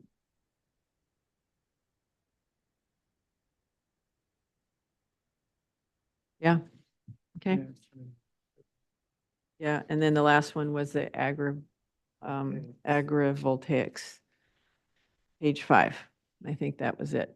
So, yeah, I guess in the project description version, that's what you're proposing, I think. Yep. We're not including that as a concept in the EIR alternative for APAC motion. Is that taken from the government code also? No, this is the industry standard language and it's been compiled from other definition of agrivoltaics. So I guess the thing that I would point out here on the last line is such as crop or livestock production. We've kind of talked about the livestock. I'm even more skeptical about crop production in and amongst panels. And so that should be something that the EIR looks at. Is like, are there studies, or there demonstration that you can do commercially viable ag commodities, crop production, and the livestock, but in this case, you're pointing out crop production in and amongst, solar panels, so that it's effectively a dual use under this term. Yeah, I mean, there's shading, there's how do you That needs to be access? demonstrated, because I haven't seen any, I hear about these test things, and this university is doing some study, but it needs to be demonstrated that you can do a commercially viable ag commodity, particularly crop production, in and amongst them. So hopefully the EIR looks at that.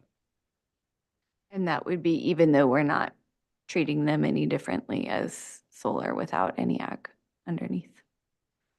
Well, if the board, I think the concept of agrivoltaics assumes that you can be compatible. So I think that is still unproven. So the EIR should look at that to say, is this reality? And then it just depends from a policy standpoint. I think at least APAC's alternative recommendation is just focusing on separation for the non-prime and not having to bring in agrivoltaics. But yeah, I think it just to demonstrate the viability of agrivoltaics, I think that needs to be looked at in the EIR. Okay. Let's wrap up. Okay, 12:23. I think we can wrap up the next few minutes. I can go through my list, and then if anybody else has anything So- else, or, And maybe I would suggest, if you characterize it as this is APAC's recommendation for, to study this like- recommendation as an alternative to the EIR, and then list out the components. Some of them may be other ones that make sense that they may change as well, but I think at least that way it'll capture everything that we think should be our alternative. Like, Rule 6 and Rule 3, I think we were collectively supportive that should be a change to the amendment to the uniform rules, Right. both in ours and theirs, but maybe it's just rather than to maybe just state all of these Okay. as part of our recommendation. do we want to have, I don't know, do you guys want to read it off first, or just we go through our list? I'm happy to read from my scribble here. Go ahead and we can add to it. Okay, do you want to go first? Okay, go ahead. All right, go ahead and go. Thank you very much. Okay, so I have here, recommend, rescission process include partial rescission, like we have currently written in the uniform rules, like for cancellation. And that was, So this is for Rule 6. yeah, Rule 6. So we would, Then I also have, pull language into solar use easement that refers to avoiding, prime soils. That was, I can't remember which rule that was. I have to look. I didn't write my comments that way. well, maybe while I was thinking about just sticking, kind of going like for Rule 6. Okay, You mentioned the partial contract rescission and Uh-huh. only whole parcels could be rescinded. yes. Similar to the language for the cancellation. Okay. And then we also support adding the solar use easement process to Rule 6, as outlined in the government code. Mm-hmm. I think those were the two that I had for Rule 6. Okay, that was under the contract termination and a rescission. Mhm. All right, anything else on Rule 6? Okay, Rule 5 No. was, oh, sorry, Royce, did you have something on, Rule 6? No. Okay. All right, Rule 5, eligibility requirements, contract terms. Do we have anything? I don't think we even addressed it. Yeah. Okay, so 4 was eligibility requirements. Was that something too? It has compatible land uses? So these were Rule 3 and 4 are the contracts for recreation and open space. And I think we Oh. were supportive of adding that these uses were not compatible uses for those contracts. Right. That was 3 and 4. So then that goes just to 2. Right. So then I think for Rule 2-9, that these facilities would not be compatible on super prime and prime contracts. And that for prime contracts, they could potentially be compatible under the following provisions. You'd have a 500 minimum acre premises, 10% of maximum 10% of the premises, or 100 acres maximum could be dedicated to those facilities, and that avoid prime soils to the greatest extent feasible. There's similar language for residential uses in the uniform Yep. rules that you could mirror. Mhm. And I would still add the whole restoration, land restoration to the original state if the use discontinues as a condition. Can I ask a clarifying Yeah, question? sure. Did you also want to specify the 50% commercial agricultural production in that section as well? That's what I have in my notes too.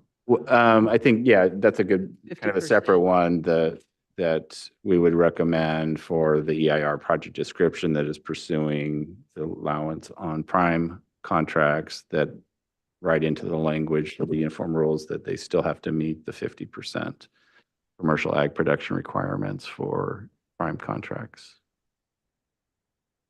Did you include this, David, about the, for the non-prime contracts, dropping the 15% to 10%? Yes. Okay, good. I don't think did that make sense, Zoe? I just want to make sure, are we requiring 50% commercial agricultural production for non-prime? No, that's not a standard. Just for prime. Right, okay. Like So that's not something reiterating- we're Wait, yeah, suggesting we yeah, I add. mean, yeah, for the Apex EIR alternative recommendation, we're saying that it's not a compatible use on prime, so that doesn't come into play, but if for your, since you're going to use this language for the project description, we would recommend you add that current provision for prime contracts. That they still have to meet, even if Yeah. you're going to allow this 10%, they still have to meet the 50% Right. commercial ag production Yeah. requirement. And also, I've written down that concept of the ag viability with the number of animal units. Was that just more of a? I guess that can be another added to look at adding that to I don't want to keep calling it a staff project. I'll just call it, the EIR project description, which will be the more permissive one on, I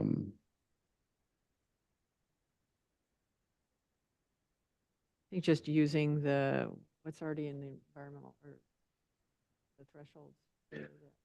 Ag viability. yeah, I would say, for the concept of agrivoltaics, for the livestock component, that in order to demonstrate that it is a dual use, it also would need to meet the 30 animal units and that's consistent with our agricultural thresholds for viability. Okay.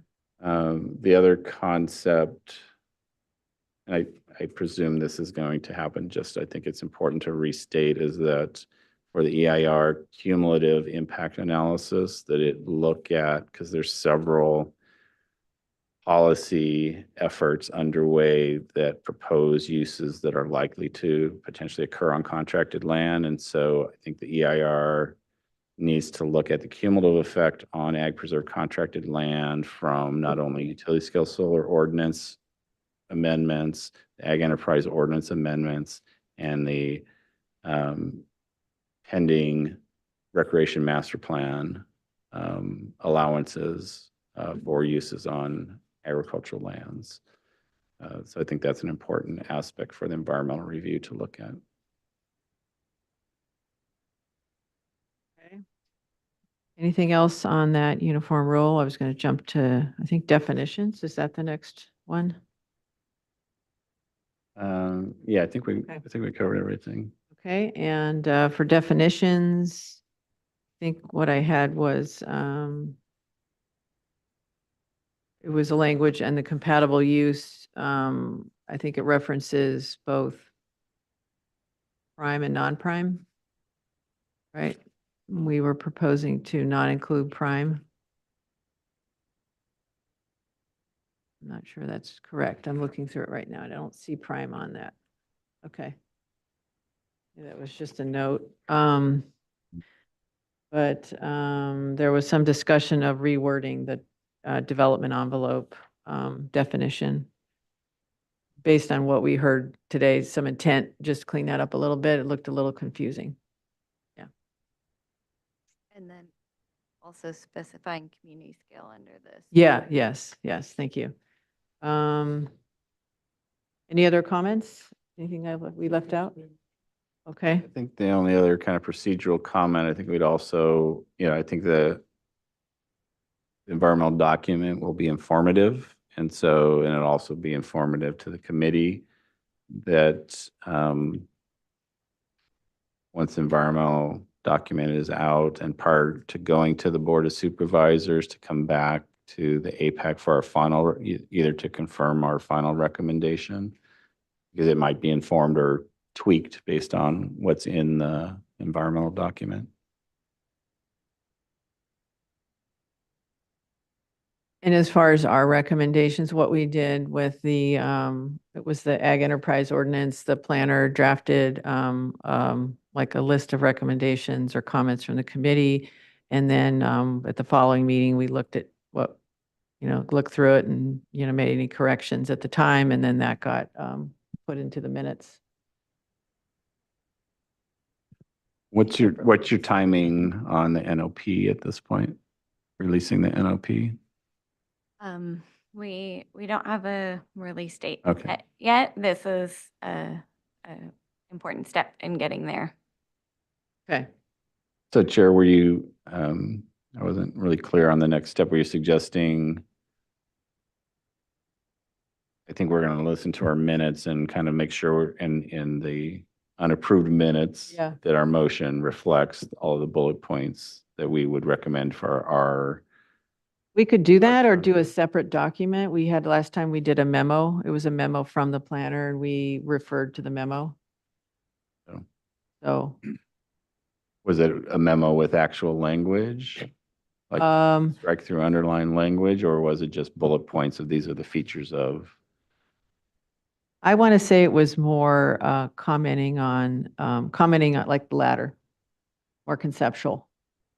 But we had before us draft language and we commented on that draft language. Okay.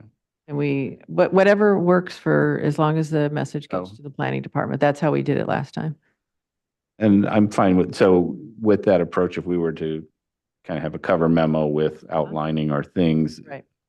Our meeting next week would just be just to send that to P&D or just to confirm it. And For if next month, it would be, we'd see a draft version and then just like minutes, we would look at it and say any suggested comments. And if so, we'd make those comments during the meeting and then send it to Yeah. P&D. yeah. Does that work for your schedule? If we were to, I mean, If it's too complicated, we could do it in the minutes too. It would be great if we can do it in the minutes. Okay. We can just move forward with Sure. CEQA. All right, very good. yeah, I mean, I think and they'll still have to develop the language for the alternative, but at least this gives sort of the framework of the main points that we would like to be analyzed in that alternative. Okay. One other comment I had that we didn't really talk much about, but was about the restoration, or what's the phrase used, when the property or the project reverts back to agriculture.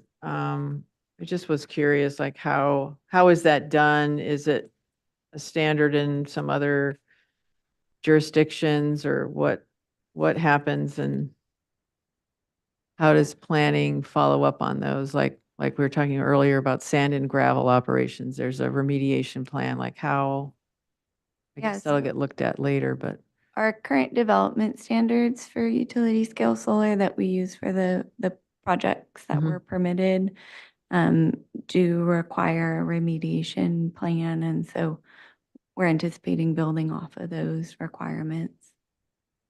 And often a lot of those long-term kind of restoration or remediation things, there may be a bonding requirement. is there a bond? Yeah. That could okay. be something that they can I investigate. see. Okay. Thank you. All right. I think that's it. Anything else or questions? We need to, I think, officially vote on Oh, your motion. my motion? I mean, we need to take an It's an action action on it. It's item. an action item. So I think, Let's move to present to your recommendations, which you just made to planning and development, and then you can all approve or disapprove that if you'd like. okay. Reflect those notes in the minutes of what you did present to them. All right. I make a motion that our comments be placed in the minutes for the next meeting as stated. Maybe just if I I'll suggest. second. Oh, Okay. I was just going to say that our comments that are to be an alternative that's analyzed in the environmental document.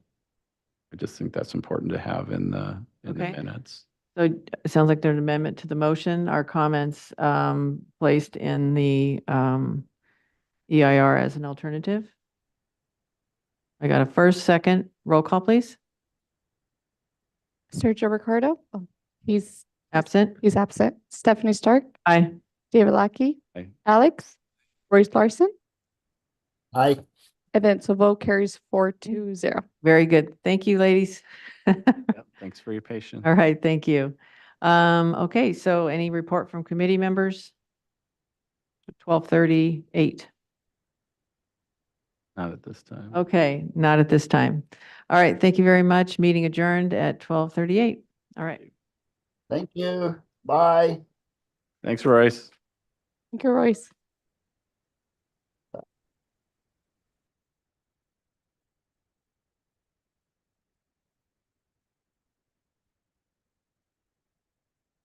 Simple.